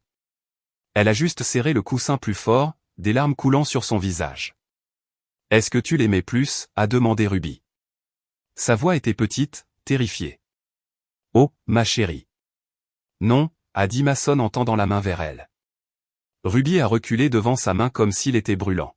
« Tu as manqué mon dîner d'anniversaire pour mes 16 ans, a murmuré Ruby. Tu as dit que tu avais une inspection de chantier. Étais-tu avec elle ? Mason a regardé le sol. Il ne pouvait pas regarder sa fille. Ce silence était une réponse plus forte que n'importe quel cri. Tu es un menteur, a dit Ruby, sa voix tremblante. Tu laisses maman tout nous dire. Tu es assis juste là, et tu ne peux même pas me regarder et me dire la vérité. Tu es un lâche. Le mot est resté en suspens dans l'air. Lâche. Mason a regardé autour de la pièce. Il a vu le dégoût dans les yeux de Noah. Il a vu le chagrin dans ceux de Ruby et il a vu le mur froid et inflexible que j'étais. Il a réalisé, peut-être pour la première fois, que son charme n'avait plus cours ici. J'ai attrapé le dossier posé sur la table basse. J'ai sorti un document. Je pense qu'il est préférable que tu partes, Mason, ai-je dit. Il a regardé le papier, puis moi. Partir ? C'est ma maison, Willow. C'est notre maison, ai-je corrigé. Et en ce moment, l'atmosphère ici est toxique. J'ai parlé à un avocat. C'est un accord de séparation temporaire. Il stipule que tu déménageras pour donner de l'espace aux enfants pendant que nous naviguons les prochaines étapes. Mason a ri. Un son dur, incrédule. Tu me mets à la porte. Après tout ce que j'ai fait. J'ai construit cette vie. Tu as détruit cette vie, ai-je dit calmement. Et si tu veux rester et te battre, on peut le faire. Mais je te préviens, Mason, si tu forces une bagarre dans cette maison, je cesserai d'être poli. J'ai beaucoup plus de documents que juste la pension alimentaire. J'ai soutenu son regard. Je n'ai pas mentionné le détournement de fonds. Je n'ai pas mentionné le dossier de dénonciation que Damien et moi préparions. Je l'ai juste laissé voir que je savais des choses dangereuses. Mason a hésité. Il a vu la menace dans mes yeux. Il a regardé Noah, qui se tenait les bras croisés, bloquant le chemin vers la cuisine. Il a regardé Ruby, qui ne voulait même pas le regarder. Très bien, a grogné Mason. Il a arraché le papier de la table, sans même le lire. Tu veux jouer les durs ? Très bien. Tu veux monter les enfants contre moi ? Vas-y. Mais ne reviens pas ramper quand la réalité te frappera. Il est passé en trombe devant Noah. Se dirigeant vers la chambre, nous avons entendu les bruits de tiroirs arrachés, de cintres cliquetant sur le sol. Il faisait ses valises bruyamment, avec colère, voulant que nous entendions sa fureur. 10 minutes plus tard, il est sorti avec un sac de sport jeté sur son épaule et une housse à vêtements à la main. Il avait l'air débraillé, son visage couvert de taches de rage. Il s'est arrêté à la porte d'entrée. Il s'est retourné pour me regarder une dernière fois. Tu te crois si maligne, Willow, a-t-il ricané. Tu crois que tu peux gérer ça toute seule ? Tu te caches derrière mon salaire depuis 16 ans. Tu es une secrétaire glorifiée qui se prend pour une femme d'affaires. Je n'ai pas tressailli. Tu ne survivras pas un mois sans moi, a dit Mason, sa voix dégoulinant de venin. Tu ne survivras pas sans l'argent que je ramène à la maison. Tu perdras cette maison. Tu perdras tout. Et quand tu seras fauché, n'attends pas de moi que je te sauve. Il a ouvert la porte et est sorti dans la nuit. La porte a claqué avec une finalité qui a fait trembler les cadres sur le mur. Le silence s'est de nouveau engouffré, mais cette fois, il était différent. Il était plus léger. La pression avait disparu. Je suis resté là, fixant la porte fermée. Ces mots résonnaient dans ma tête. Tu ne survivras pas sans l'argent que je ramène à la maison. Un petit sourire sec a effleuré mes lèvres. Il n'en avait aucune idée. Il s'inquiétait que je survive avec son salaire alors que je calculais déjà la récompense du dénonciateur qui serait probablement 10 fois son revenu annuel. Il se prenait pour le moteur financier de cette famille. Mais il n'était qu'un réservoir de carburant qui fuyait. J'étais la mécanicienne qui était sur le point de reconstruire toute la voiture. Maman. Je me suis retourné. Noah me regardait, son visage pâle. Ruby s'était déroulée du canapé et s'essuyait les yeux. « Est-ce qu'on va s'en sortir ?» a demandé Noah. Il semblait si jeune à nouveau, comme le petit garçon qui demandait si les monstres pouvaient entrer par la fenêtre. Je me suis approché d'eux. Je me suis assise sur la table basse, face à eux deux. J'ai pris la main de Noah et celle de Ruby. Leur paume était moite. « Nous allons plus que nous en sortir », ai-je dit fermement. Je sais que c'est effrayant en ce moment. Je sais que vous avez l'impression que le sol vient de s'effondrer, mais je vous promets que j'ai un plan. Et la maison ? A demandé Ruby, sa voix s'étranglant. Papa a dit qu'on perdrait la maison. Papa dit beaucoup de choses qui ne sont pas vraies, ai-je dit. Nous ne perdons pas la maison. En fait, nous allons la posséder entièrement. Je n'ai pas expliqué les détails. Je ne leur ai pas parlé de la comptabilité judiciaire ni de l'enquête imminente du FBI sur l'entreprise de leur père. Ils n'avaient pas encore besoin de porter ce fardeau. Ils avaient juste besoin de savoir que leur mère était le capitaine du navire et que le navire ne coulait pas. Je suis désolé d'avoir dû vous le dire comme ça, ai-je dit doucement. Je voulais vous protéger de lui, mais j'ai réalisé que vous protéger signifiait vous dire la vérité. Noah m'a serré la main. Tu as bien fait, maman. Il n'est pas celui que je pensais qu'il était. Non, ai-je convenu. Il ne l'est pas. Mais nous sommes toujours qui nous sommes. Cette nuit-là, personne ne voulait aller dans sa chambre. La maison semblait trop grande, trop vide, et pourtant étrangement purifiée. Nous avons commandé une pizza, celle que Mason détestait parce qu'elle avait trop d'ail. Nous l'avons mangée directement dans la boîte sur le sol du salon. Plus tard, Noah a descendu sa couette de sa chambre.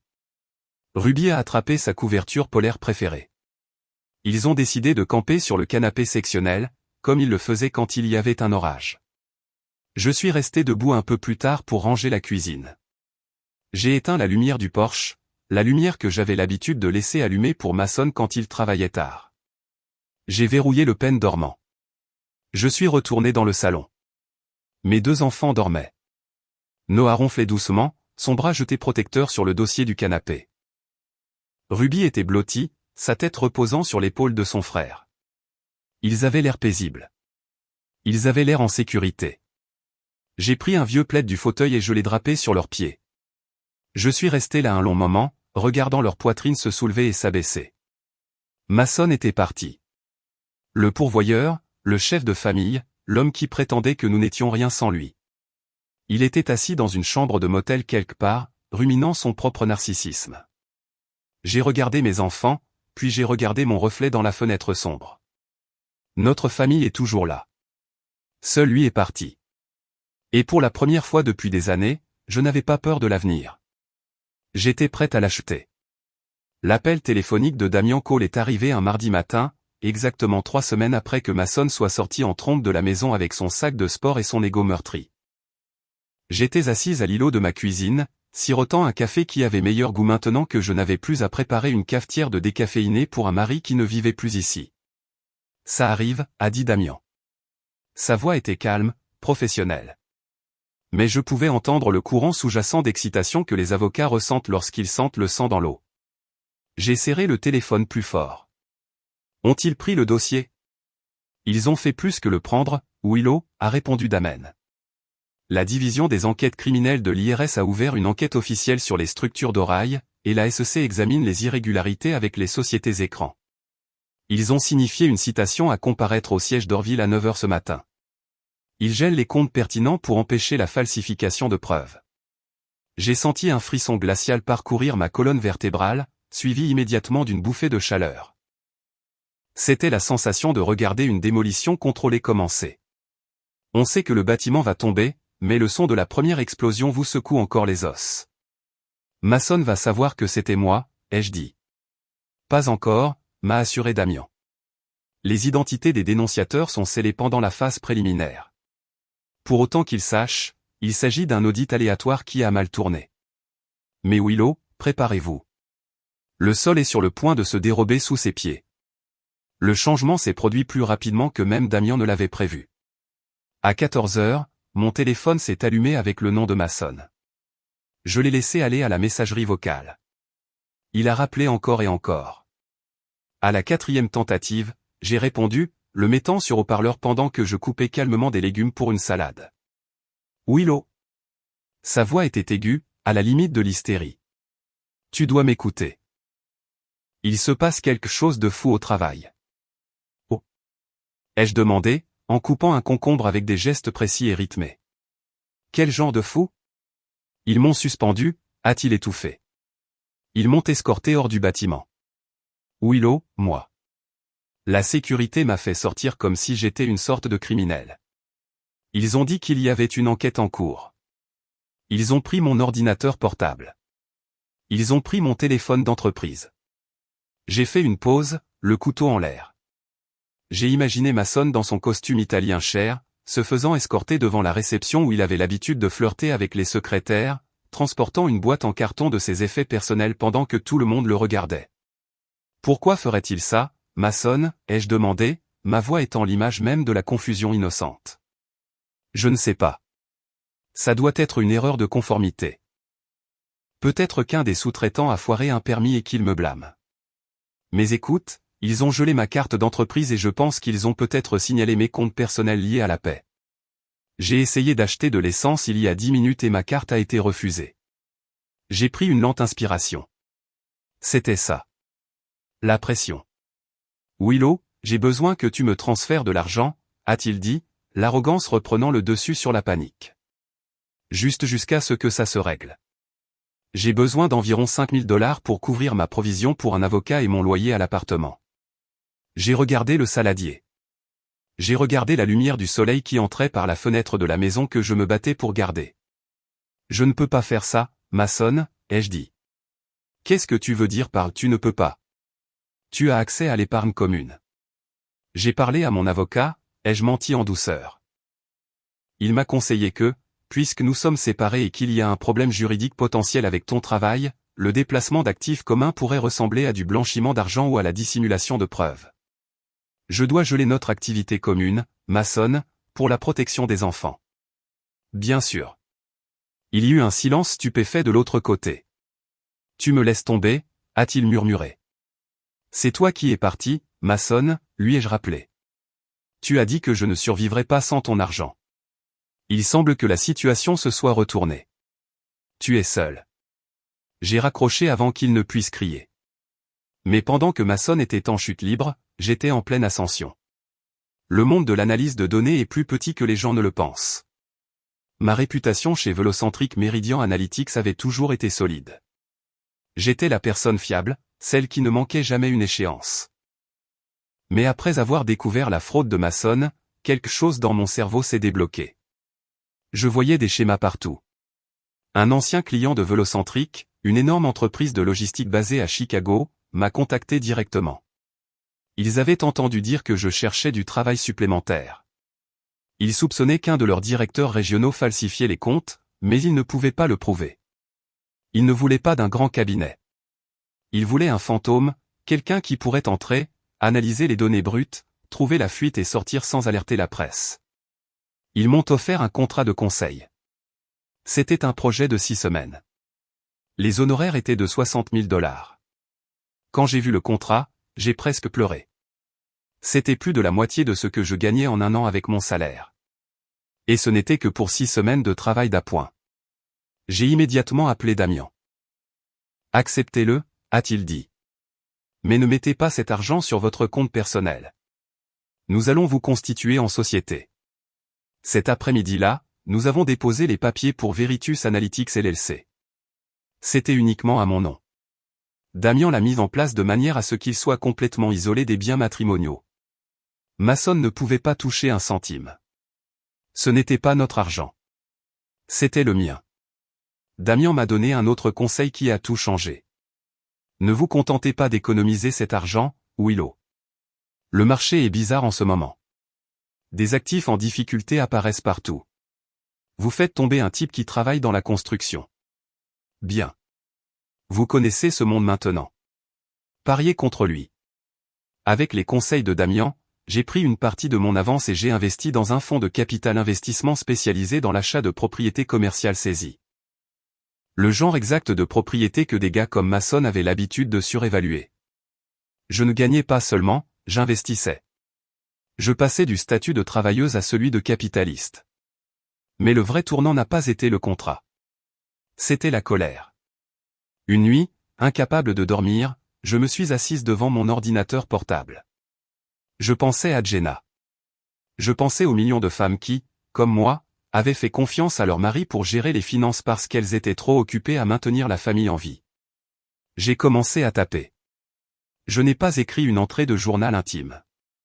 J'ai écrit un manifeste. Je l'ai intitulé « L'autre femme n'est pas votre problème.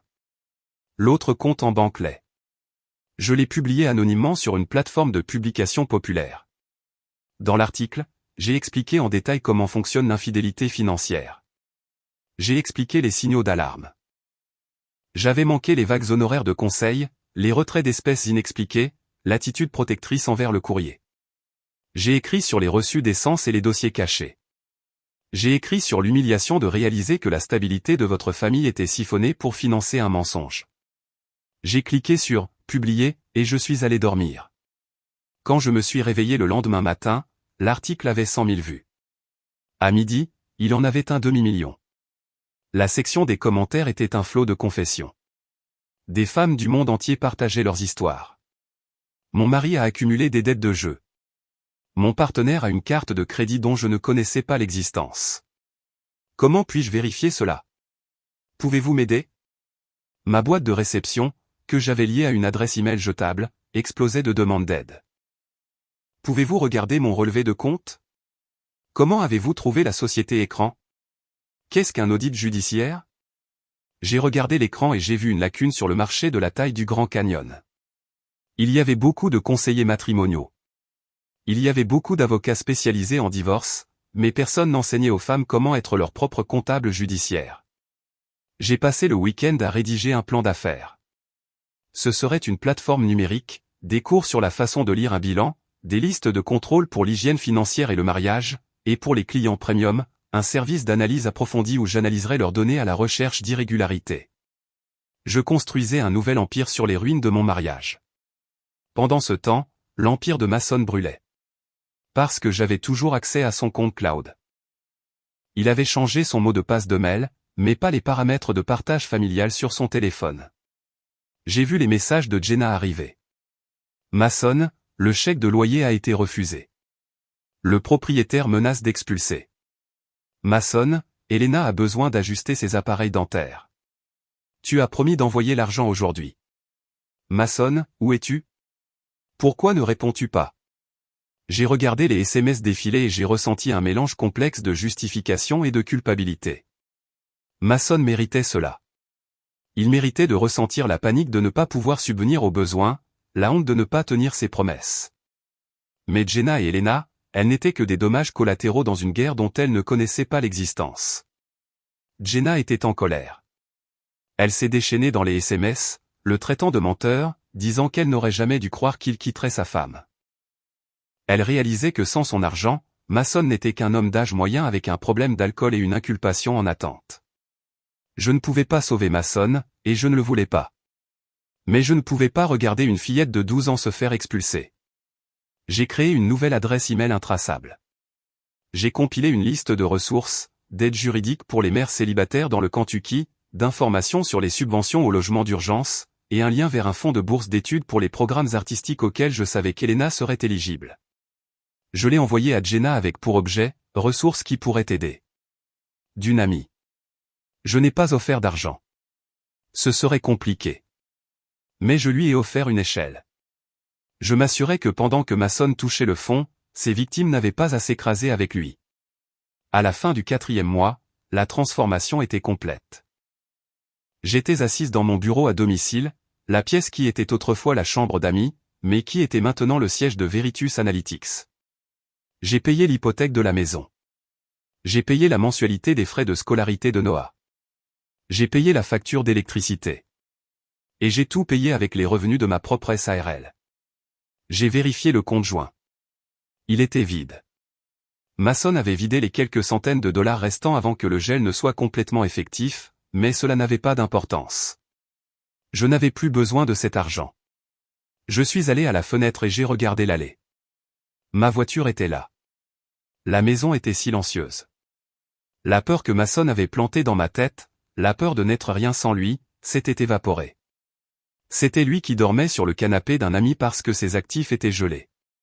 C'était lui qui évitait les appels du FBI. C'était lui qui avait perdu sa famille, sa maîtresse et sa carrière. Je me suis rassise à mon ordinateur. J'avais une dernière chose à faire. J'ai navigué vers un registraire de domaine. J'avais besoin d'un nom pour ma nouvelle plateforme, le visage public de l'entreprise qui naissait de cet article viral. J'ai tapé nom après nom, cherchant quelque chose qui me semblait juste.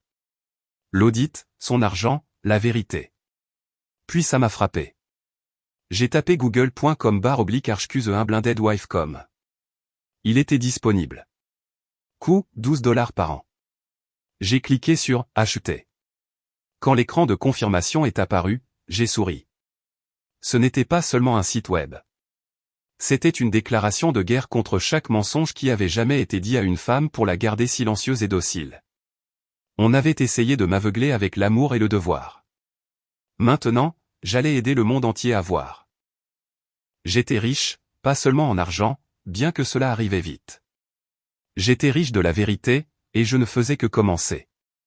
La phase de découverte d'un divorce est généralement un défilé fastidieux de relevés bancaires et de factures de cartes de crédit. Mais parfois, si l'on creuse assez profondément, on trouve une mine. Nous étions assis dans la salle de conférence de Damian, entourés de boîtes de documents que Mason avait remis à contre-cœur. Le tribunal avait ordonné la divulgation complète, et comme Mason était terrifié par l'enquête de l'IRS que nous avions déclenchée, il se conformait excessivement aux exigences du tribunal des divorces pour paraître comme un citoyen coopératif. Nous examinions les demandes d'assurance lorsqu'un souvenir m'a frappé. C'était vif et spécifique, délogé par la vue d'un reçu d'une clinique d'urologie du centre-ville de Columbus. J'ai pris le papier. La date était d'il y a 13 ans. Damian, dis-je en fixant l'encre délavée. Je me souviens de ça. Damian leva les yeux de son ordinateur portable. Qu'est-ce que c'est? Après la naissance de Ruby, Mason a traversé une phase, dis-je lentement. Il était obsédé par sa vitalité. Il était convaincu que sa testostérone baissait. Il est allé voir un spécialiste. Je m'en souviens parce qu'il était si secret à ce sujet. Il est rentré un jour, a jeté une brochure à la poubelle et m'a dit que le médecin avait dit que tout allait bien. Mais après ça, il a cessé de parler d'avoir un 3e enfant. Il a commencé à utiliser une protection religieusement, ce qu'il n'avait jamais fait auparavant. Il a dit qu'il ne voulait juste pas d'accident. Les yeux de Damian se plissèrent. Il tira le dossier médical vers lui. Il feuilleta les pages jusqu'à ce qu'il trouve le rapport de cette visite clinique spécifique. Il parcourut le jargon médical, son visage impénétrable. Puis il s'arrêta. Il regarda la date sur le rapport. Puis il regarda le calendrier au mur. Puis il me regarda. Willow, dit Damian, sa voix baissant à ce ton sérieux et feutré que les avocats utilisent lorsque l'affaire vient de basculer. Quel âge a Elena? Elle a 12 ans, ai-je dit. Et quand est son anniversaire? Août. Damon fit le calcul dans sa tête. Cela signifie qu'elle a été conçue vers novembre de l'année précédente. Il retourna le rapport médical et le fit glisser sur la table polie. Lisez le diagnostic, dit-il. J'ai regardé les notes du médecin. L'écriture était griffonnée, mais les termes médicaux étaient tapés clairement. Infertilité secondaire, oligospermie sévère, motilité inférieure à 5%, conception spontanée très peu probable.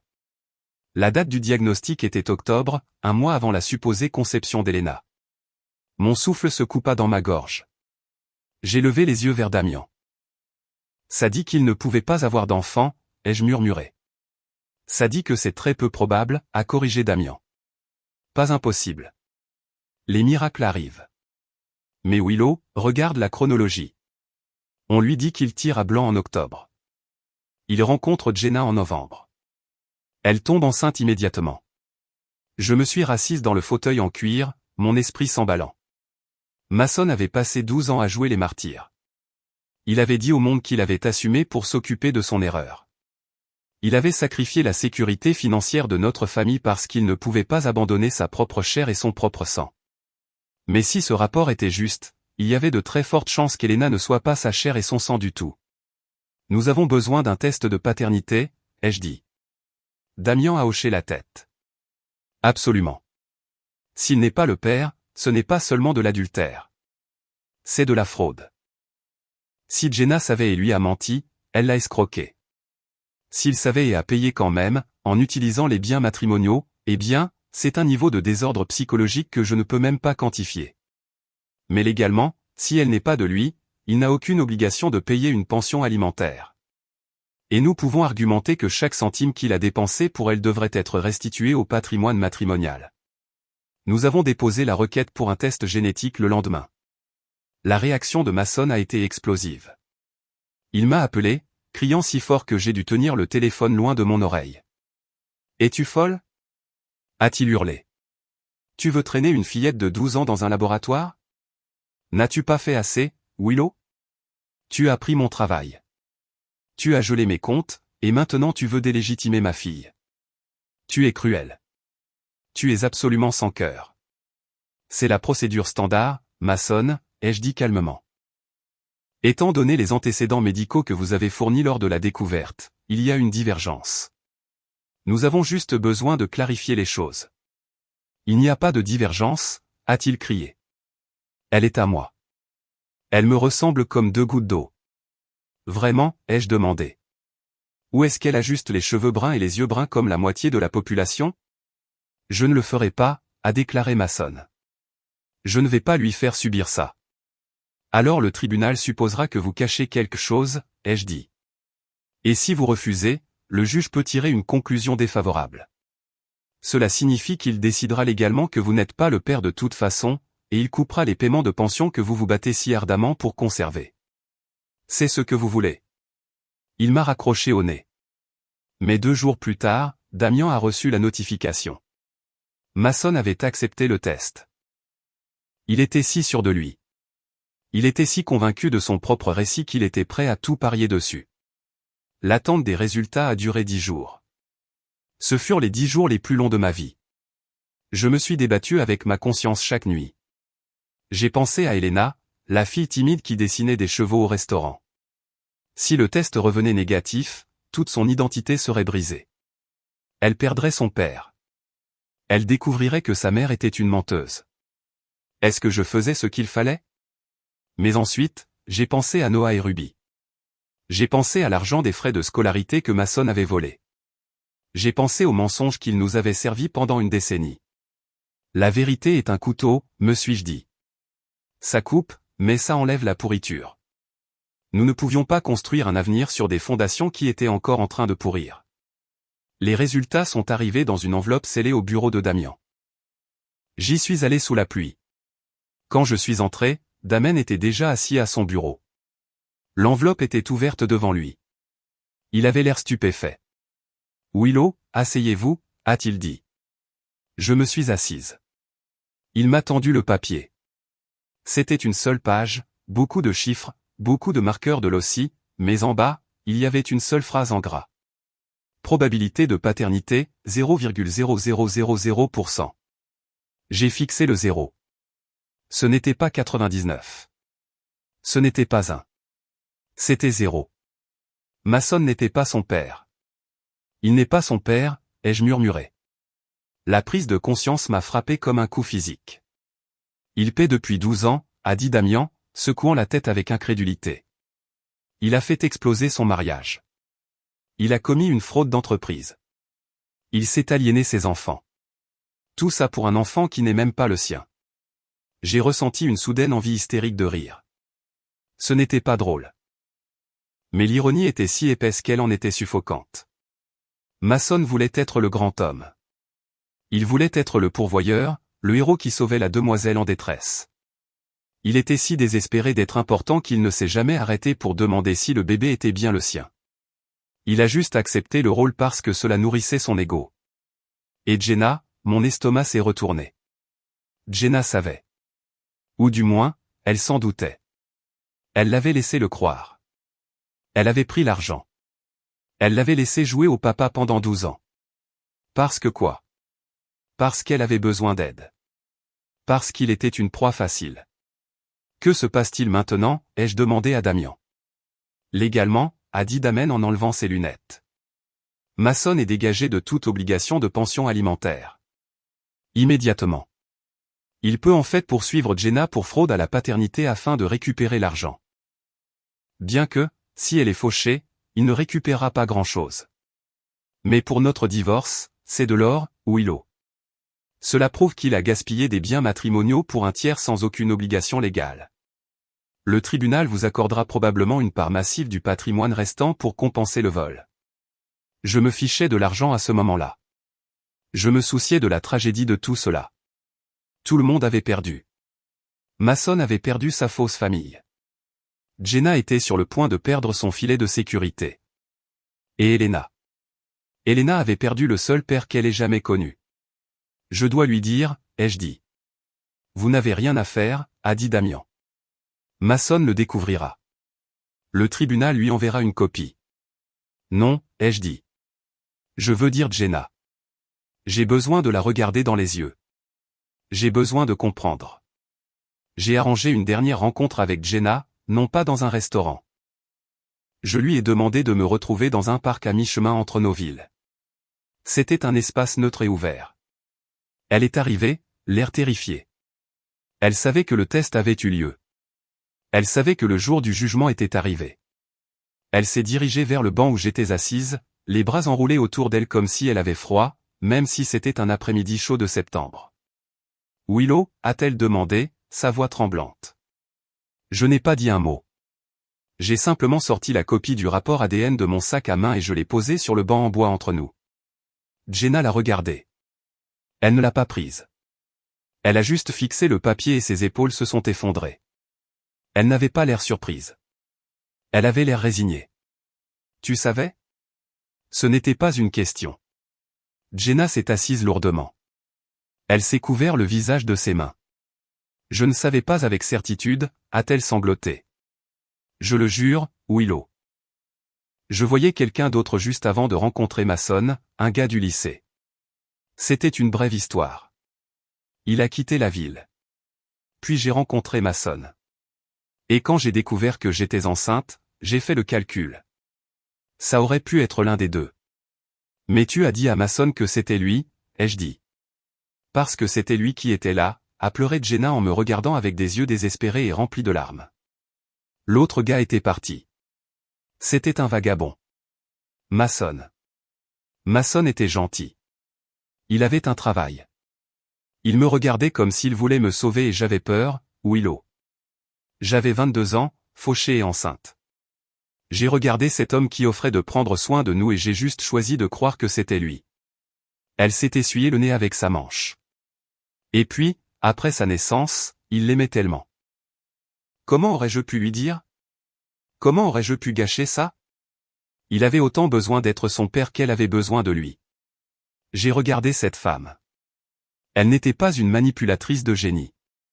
Elle n'était qu'une lâche, comme Mason. C'étaient deux personnes faibles qui avaient construit un château de mensonges parce que la vérité était trop difficile à affronter. Mason voulait se sentir puissant. Jenna voulait se sentir en sécurité. Et ils avaient tous les deux utilisé moi et Elena pour obtenir ce qu'ils voulaient. Il n'est pas son père, Jenna, ai-je dit doucement. Et il va le découvrir aujourd'hui. Les avocats lui envoient les papiers.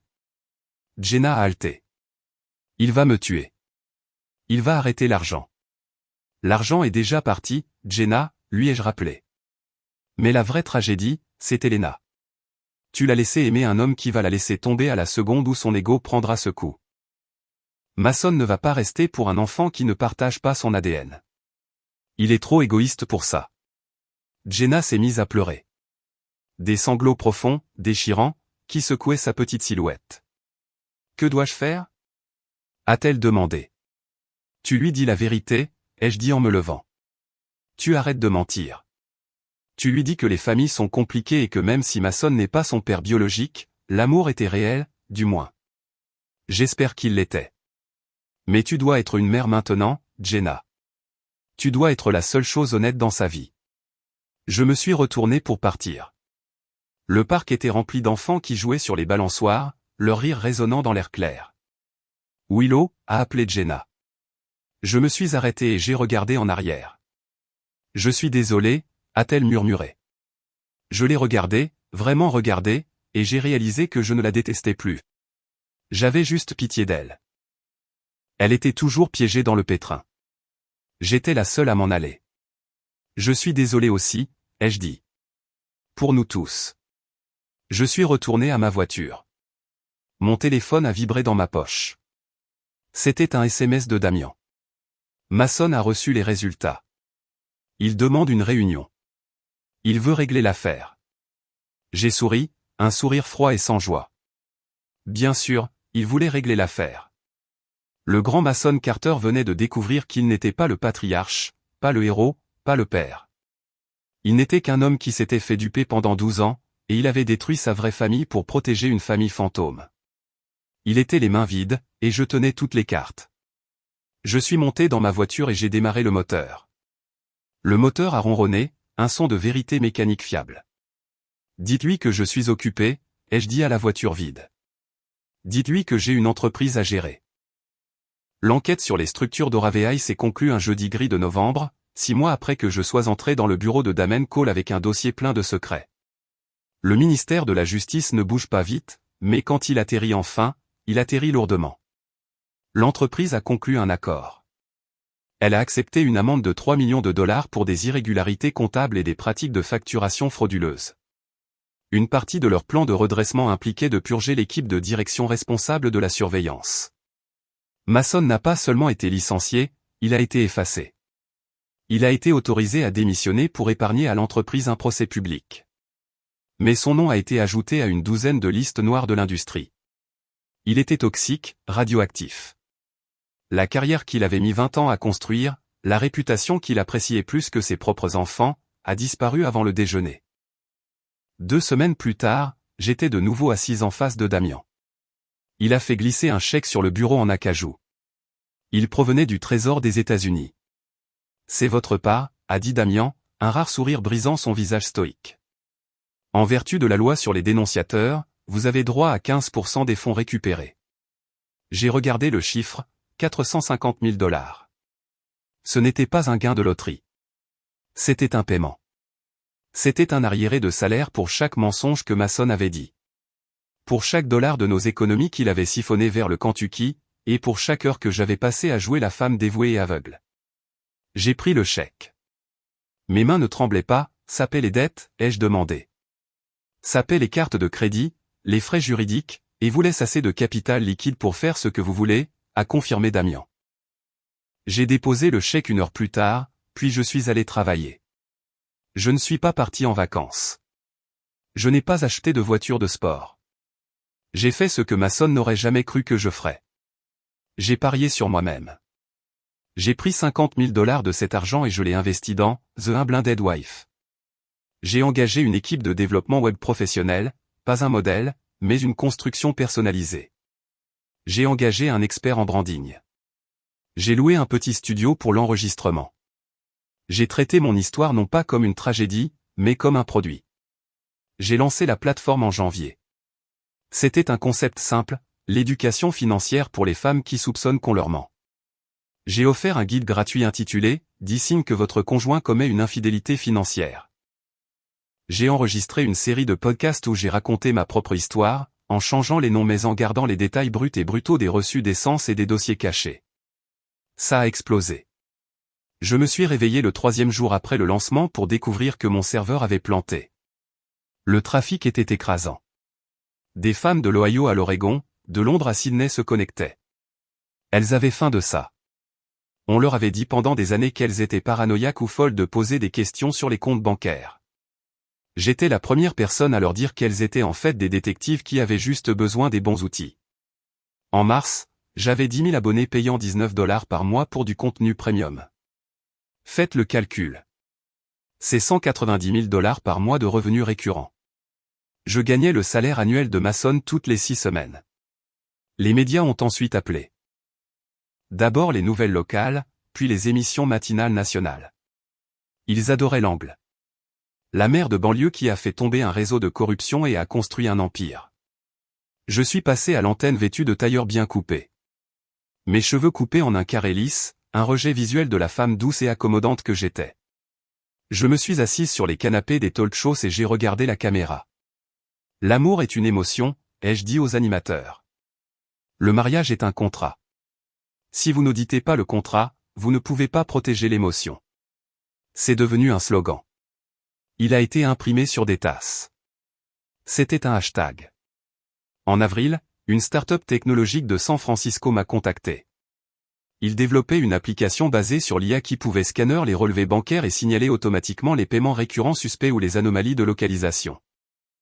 Ils avaient le code, mais ils n'avaient pas la confiance. Ils avaient besoin d'un visage. J'ai rencontré leur PDG dans une salle de conférence aux parois de verre à Chicago. Il m'a offert des droits de licence pour utiliser mon nom. J'ai repoussé le contrat sur la table. Je ne veux pas de droits, ai-je dit. Je veux des capitaux propres. Je veux être cofondatrice. J'apporte le public.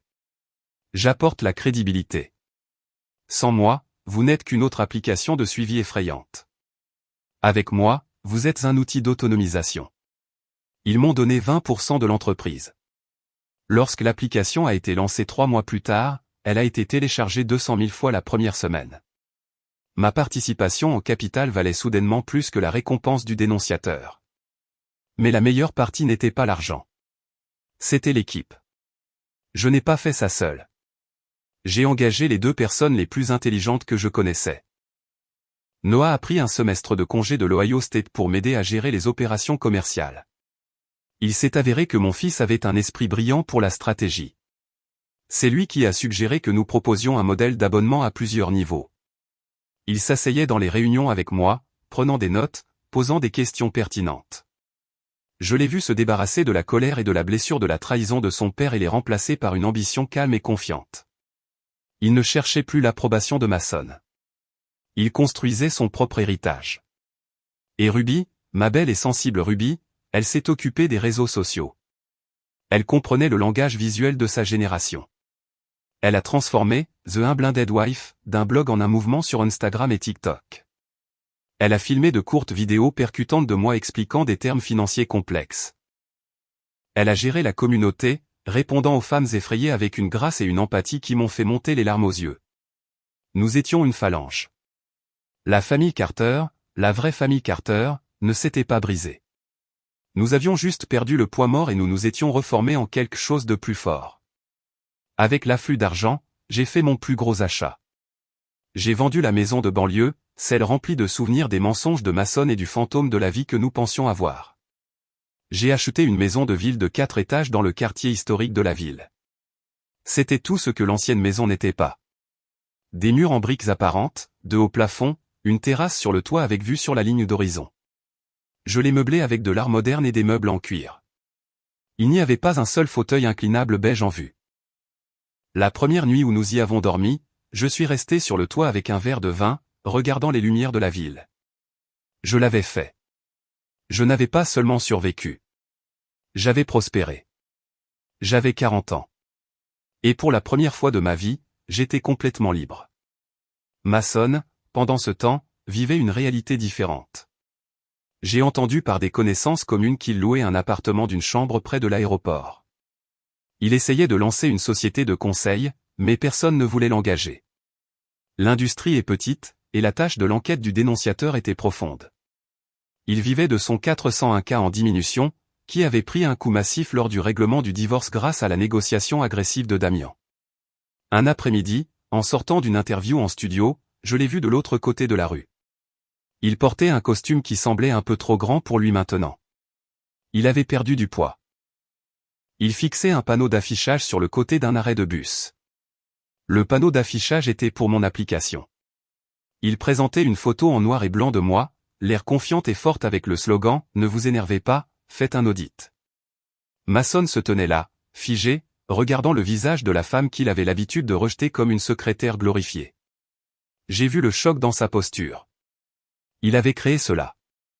Il m'avait poussé dans un coin et il n'avait aucune idée que le coin était l'endroit où je gardais mes meilleures armes. Je n'ai pas fait de signe de la main. Je ne me suis pas arrêté. Je suis monté dans ma voiture et je suis parti. Il n'était plus qu'une note de bas de page dans ma biographie, pas le personnage principal. Il restait une dernière chose à régler. Jenna et Elena avaient déménagé dans une petite ville du sud du Kentucky pour vivre près des parents de Jenna. Sans le soutien de Mason, elles avaient du mal. Je le savais parce que je surveillais toujours la situation discrètement. J'ai créé une fiducie caritative appelée le Phoenix Fund. Sa mission déclarée était de fournir des bourses d'études en art aux enfants de familles monoparentales. J'ai demandé à l'avocat d'envoyer une lettre à l'école d'Elena l'identifiant comme bénéficiaire sur la base de son mérite académique et artistique. C'était une bourse complète pour un prestigieux programme d'art d'été, plus une allocation mensuelle pour les fournitures et une aide aux frais de scolarité jusqu'à ce qu'elle obtienne son diplôme d'études secondaires. La lettre ne mentionnait pas mon nom. Elle ne mentionnait pas Mason. Quand Damien m'a demandé pourquoi je l'avais fait, pourquoi je donnerais de l'argent à l'enfant de la femme qui avait couché avec mon mari, je lui ai donné une réponse simple. Elle a 12 ans, Damien, et elle dessine des chevaux. Elle n'a rien demandé de tout ça. Mason l'a puni en l'abandonnant quand le test ADN est revenu. Je ne suis pas lui. Je ne punis pas les innocents. D'ailleurs, ai-je ajouté en vérifiant mon portefeuille d'actions sur mon téléphone. Je peux me le permettre. Le point culminant de mon année est arrivé en décembre. J'ai été invité à être la conférencière principale de la National Women's Wealth Conference à New York. Je me tenais en coulisses, écoutant le bourdonnement de la foule. 3000 femmes étaient là. L'annonceur a commencé à lire ma présentation. Veuillez accueillir la PDG de Veritus Analytics, la fondatrice de The Unblinded Wife, et la femme qui a transformé une crise personnelle en une révolution, Willow Carter. Je suis entré sur scène. Les lumières étaient d'une luminosité aveuglante. Les applaudissements étaient une vague de son physique. Je me suis dirigé vers le centre du podium, j'ai posé mes mains sur le pupitre et j'ai regardé la mer de visage. J'ai pris une profonde inspiration. Il y a un an, ai-je commencé, ma voix résonnant claire et forte dans l'auditorium. Mon mari s'est levé lors d'un barbecue et m'a dit qu'il avait un secret. Il pensait que ce secret me détruirait. Il pensait que sans lui, je n'étais qu'une ligne dans son budget. J'ai fait une pause, souriant à la foule. Il avait raison sur une chose. J'étais une ligne. Mais il a oublié que c'est moi qui tiens le grand livre. La foule a éclaté. Je suis resté là, savourant l'instant. J'étais riche. J'étais puissante. J'étais respectée. Et j'avais tout construit sur les cendres d'une trahison qui était censée me brûler vive.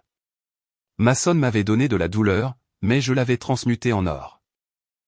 Pendant que j'étais occupé à construire un empire en ville, Mason était occupé à découvrir à quel point le monde devient petit quand on perd son argent et sa réputation. La chute de Mason Carter n'a pas été un crash soudain. C'était une lente et humiliante glissade vers l'insignifiance. Il avait été le golden boy de l'industrie de la construction en Ohio pendant 2 décennies. C'était le gars qui pouvait amadouer un inspecteur de zonage. Le gars qui concluait des affaires lors de dîners de steak. Le gars que tout le monde voulait à sa sortie de golf. Mais le monde de la construction est insulaire.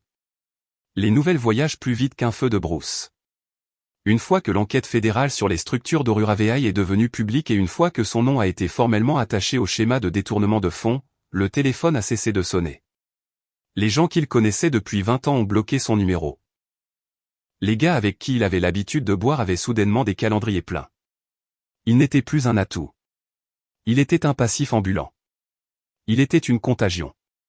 J'ai entendu les détails de Noah, qui voyait encore son père occasionnellement pour un café, principalement par un sombre sens de l'obligation plutôt que par affection. Noah m'a dit que Mason vivait dans un complexe près de l'autoroute, le genre d'endroit où le tapis sentait la cigarette froide et où les voisins se disputaient bruyamment à 3 heures du matin.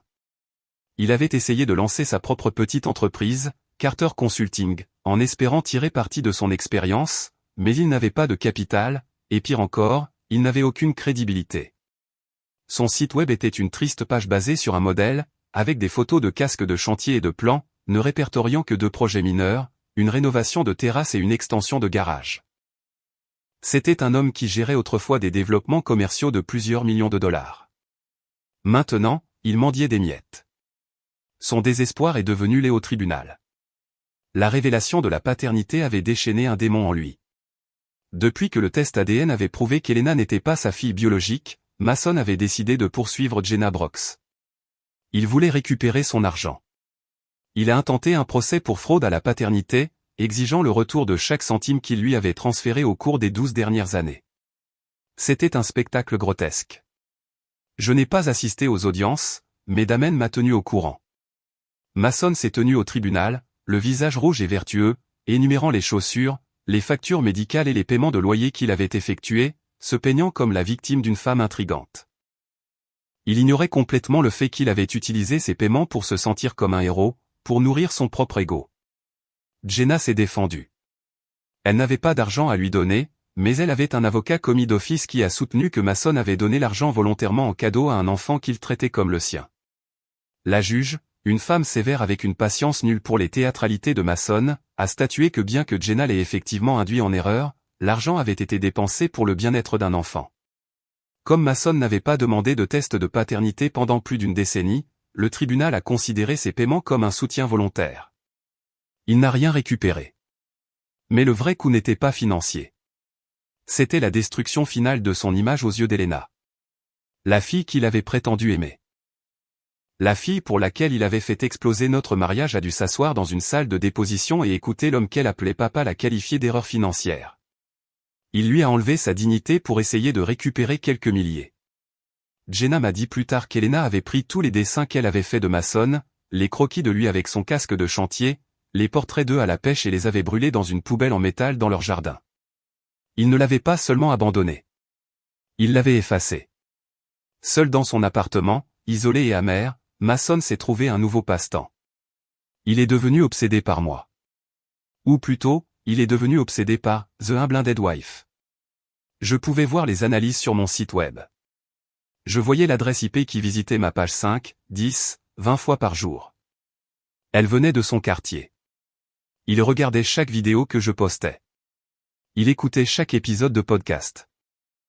Je l'imagine assis là, dans la lumière bleue de son ordinateur portable, sirotant une bière bon marché, regardant son ex-femme commander une scène. Il a vu la section des commentaires remplie de femmes me qualifiant de génie et de survivante.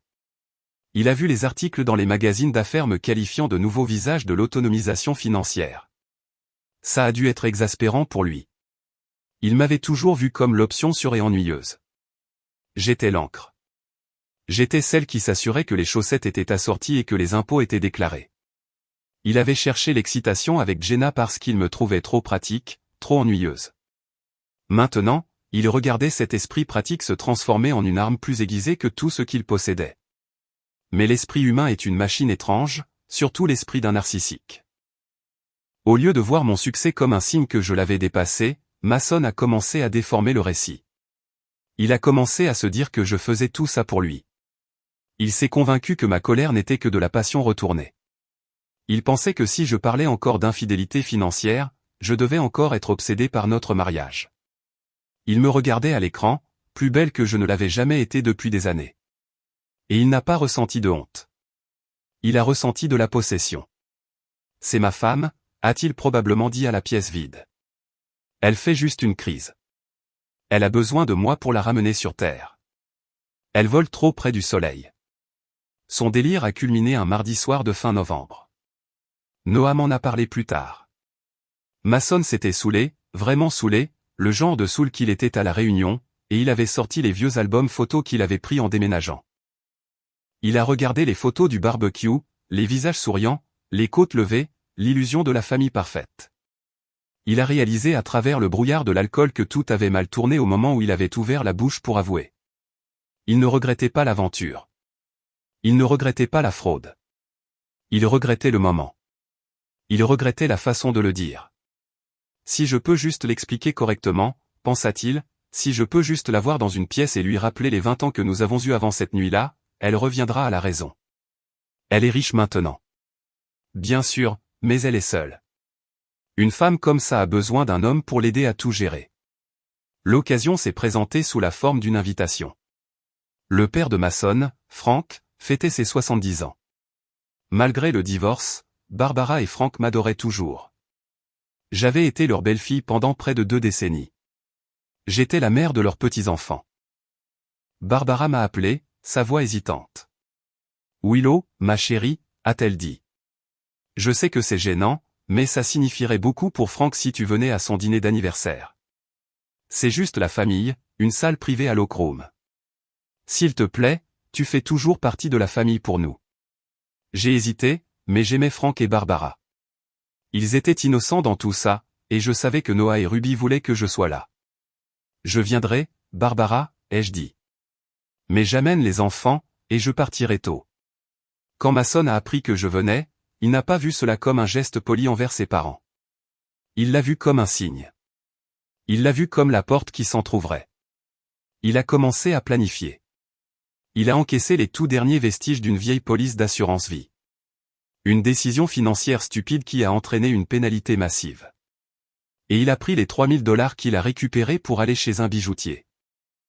Il a acheté une bague. Ce n'était pas un solitaire en diamant comme celui qu'il m'avait offert lorsque nous nous sommes fiancés. Elle était plus petite, modeste, mais elle était neuve. Il a écrit un discours. Il s'est assis avec un bloc-notes et a écrit des points. Il s'est entraîné devant le miroir de sa salle de bain, répétant les inflexions, les pauses, le regard de contrition. Il mettait en scène une scène dans sa tête où il serait le humble héros de retour, et je serais la femme en larmes et indulgente qui réalisait que l'argent ne vous tient pas chaud la nuit. Noah a essayé de le prévenir. « Papa, ne fais rien de bizarre », lui a dit Noah au téléphone 2 jours avant la fête. « Maman vient pour grand-père. C'est tout. Ne fais pas de scène. »« Je ne fais pas de scène, Noah, » a dit Mason, sa voix légère et dédaigneuse. « Je veux juste lui parler. Nous devons guérir cette famille. Fils, tu verras. » Ruby a été plus directe. Elle lui a envoyé un SMS. « Si tu fais pleurer maman, je ne te parlerai plus jamais. » Mason a lu le SMS et a souri. Il pensait qu'elle ne pleurerait pas de larmes de tristesse. Elle pleurera des larmes de joie. Il était si perdu dans son propre scénario qu'il ne pouvait pas entendre le public lui crier d'arrêter.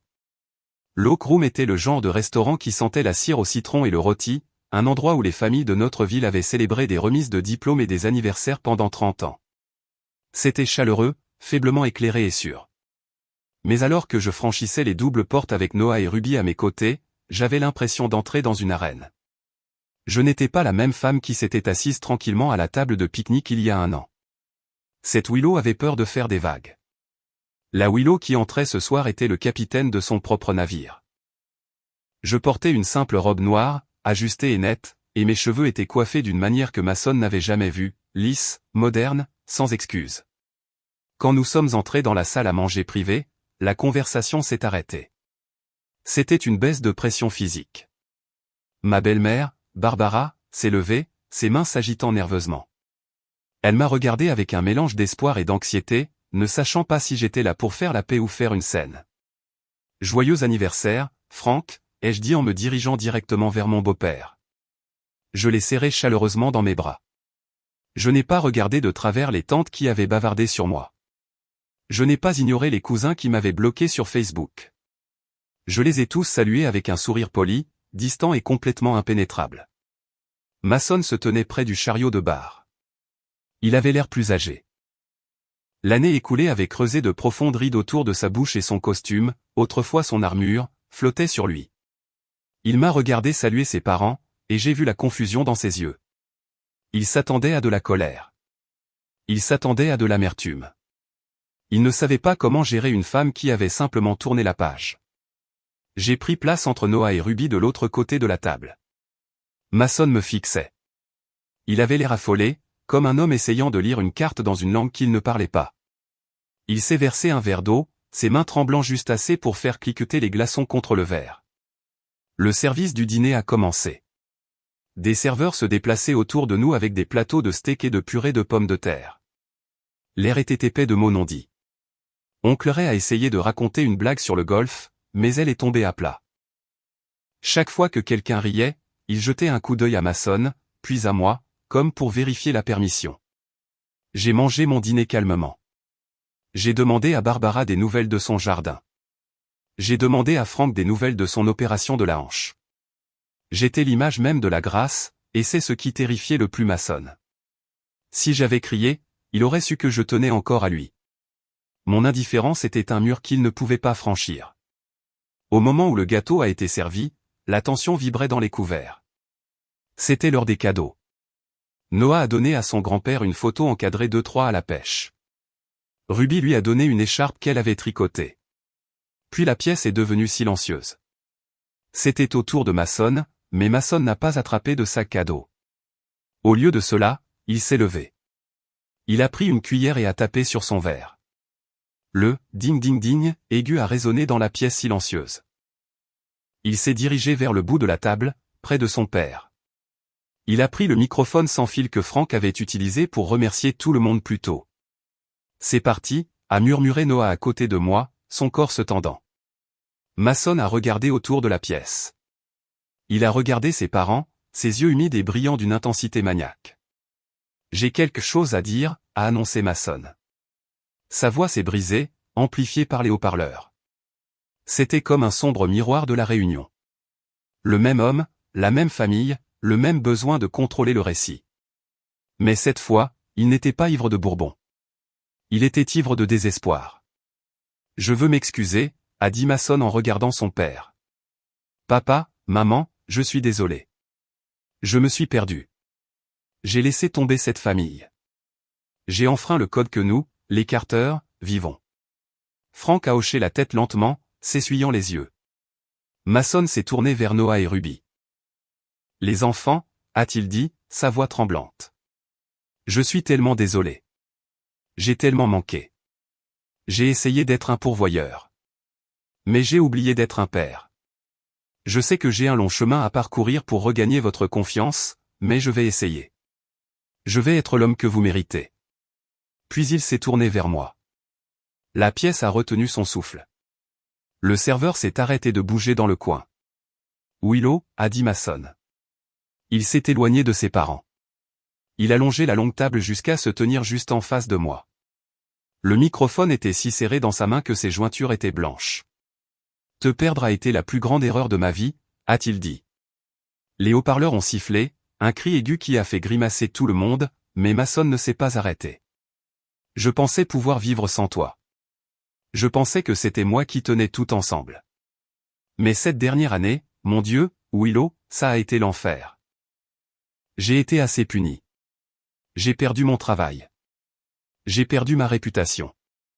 Je me suis perdu. Il a pris une profonde inspiration tremblante. Mais on peut arranger ça. Toi et moi. On a construit une vie une fois. On peut la reconstruire. Tu as besoin d'un partenaire, Willow. Tu as fait des choses incroyables, mais tu ne devrais pas être seul. On est une équipe. On a toujours été une équipe. Il a plongé la main dans la poche de sa veste. S'il te plaît, mon Dieu. Non, a murmuré Ruby en enfouissant son visage dans ses mains. Mason a sorti une petite boîte en velours noir. Il s'est laissé tomber à genoux sur le tapis à fleurs. Le bruit de son genou heurtant le sol était lourd. Final. Quelques temps ont halté. Sa mère a joint ses mains en prière, des larmes coulant sur son visage. Il voulait la fin de film. Il voulait l'arc de rédemption. Mason a ouvert la boîte. Une modeste bague en diamant se trouvait à l'intérieur, scintillant sous les lumières encastrées. Willow Carter, a-t-il étouffé en me regardant avec des yeux pleins de larmes. Je te demande de me pardonner.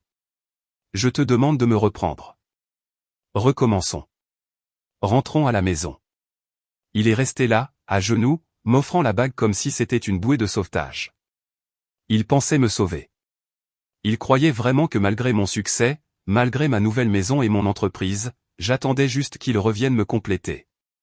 J'ai baissé les yeux sur lui. Je me suis souvenu de la réunion il y a 1 an. Je me suis souvenu de l'odeur de la fumée du barbecue et de l'arrogance bredouillante de sa voix lorsqu'il a parlé au monde de sa fille secrète. Je me suis souvenu de la façon dont il avait souri, se croyant intouchable. J'ai lentement repoussé ma chaise et je me suis levé. La pièce était si silencieuse qu'on pouvait entendre le bourdonnement du réfrigérateur dans la cuisine. Je n'ai pas pris le microphone. Je n'en avais pas besoin. Ma voix était claire, stable et portée jusqu'aux quatre coins de la pièce. « Mason », ai-je dit. Il a levé les yeux, une lueur d'espoir éclairant son visage. « Merci pour tes excuses », ai-je dit. Je sais qu'il t'a fallu beaucoup de courage pour dire ces mots, et j'apprécie que tu veuilles réparer ta relation avec les enfants. Il mérite un père présent et honnête. J'ai fait une pause. Le sourire de Mason s'est légèrement élargi. Il prévoyait déjà de revenir, mais j'ai continué, ma voix se durcissant d'une fraction. Le pardon est une chose délicate. Je l'ai regardé droit dans les yeux. Je te pardonne, Mason. Je te pardonne pour les mensonges. Je te pardonne pour l'argent que tu as volé. Je te pardonne même pour l'humiliation que tu as causée à la maison du lac. Mason a fait un mouvement pour se lever, tendant la main vers la mienne. Reste assis, ai-je dit. Il s'est figé. Je te pardonne parce que je refuse de porter le poids de tes erreurs plus longtemps, ai-je dit. Mais tu dois comprendre quelque chose. Le pardon ne signifie pas l'accès. Le pardon ne signifie pas la restauration. J'ai désigné la bague, puis la vie que j'avais construite, debout à côté de moi, Noah et Ruby. Tu as dit que tu avais avoué cette nuit-là à la réunion. Parce que tu voulais être honnête, ai-je dit. Mais ce n'est pas vrai. Tu as avoué parce que tu étais ivre et arrogant. Tu pensais pouvoir réécrire la réalité et que nous allions tous applaudir. Tu ne me respectais pas à l'époque, et tu ne me respectes pas maintenant. Si tu le faisais, tu n'aurais pas détourné la fête d'anniversaire de ton père pour mettre en scène une performance pour ta propre rédemption. Le visage de Mason s'est effondré. L'espoir s'est vidé de lui, remplacé par une horreur naissante. J'ai construit une nouvelle vie, Mason, ai-je dit. J'ai construit une maison honnête. J'ai construit une entreprise basée sur la vérité. Et dans cette vie, il n'y a pas de place pour toi en tant que mon mari. Cet espace a disparu. Tu l'as réduit en cendres. J'ai fait un pas de plus vers lui, regardant la bague une dernière fois. Je te pardonne, Mason, ai-je dit doucement. Je te pardonne de m'avoir libéré, pas pour te laisser revenir. J'ai tendu la main et j'ai doucement fermé le couvercle de la boîte en velours dans sa main. Le claquement de la boîte se refermant a été le son le plus fort du monde. Je me suis tourné vers Frank et Barbara. Joyeux anniversaire, Frank, ai-je dit. Merci pour le dîner. J'ai tapoté les épaules de Noah et Ruby. On y va. Nous sommes sortis. Nous n'avons pas couru. Nous avons marché d'un pas régulier, sans hâte, comme des gens qui ont un meilleur endroit où aller. Derrière nous, la pièce est restée figée. Mason était toujours à genoux sur le tapis, serrant la boîte à bague fermée, entouré de la famille qu'il avait essayé de manipuler une dernière fois. Personne n'a applaudi. Personne n'est allé l'aider à se relever. Il était seul au centre de la scène qu'il avait construite. Nous avons franchi les doubles portes et sommes sortis dans l'air frais de la nuit. Le parking était baigné de la lueur jaune des lampadaires. L'asphalte scintillait de givre. Le silence à l'extérieur était différent. Il était vif, pur et vaste. Nous avons atteint ma voiture. Noah a déverrouillé les portes. Mais avant de monter, Ruby s'est arrêtée. Elle a attrapé ma main, la serrant fort. « Maman » a-t-elle demandé, sa voix petite. Je l'ai regardée. « Est-ce que ça va » a-t-elle demandé. J'ai regardé en arrière le restaurant. Je pouvais voir la silhouette de la fête à travers la fenêtre, mais j'avais l'impression de regarder un film sur un écran que j'avais déjà éteint. J'ai pensé à la peur que j'avais. La peur d'être seul, la peur d'être pauvre, la peur de le perdre. Tout avait disparu. J'ai souri et pour la première fois depuis des années, cela a atteint mes yeux. Je vais bien, Ruby, ai-je dit. Je vais vraiment, vraiment bien. Nous sommes montés dans la voiture. J'ai démarré le moteur. La radio s'est allumée, jouant une chanson avec un rythme entraînant. Quelque chose de plein d'énergie et de vie. J'ai quitté le parking, laissant Lockroom et Mason Carter dans le rétroviseur. Je n'ai pas regardé en arrière. La route devant moi était grande ouverte et c'est moi qui conduisais. Merci beaucoup d'avoir écouté mon histoire. S'il vous plaît, Commentez ci-dessous et dites-moi d'où vous écoutez. J'adorerais me connecter avec vous. N'oubliez pas de vous abonner à Histoire de famille brisée, d'aimer cette vidéo et de cliquer sur le bouton d'encouragement pour aider cette histoire à atteindre plus de gens.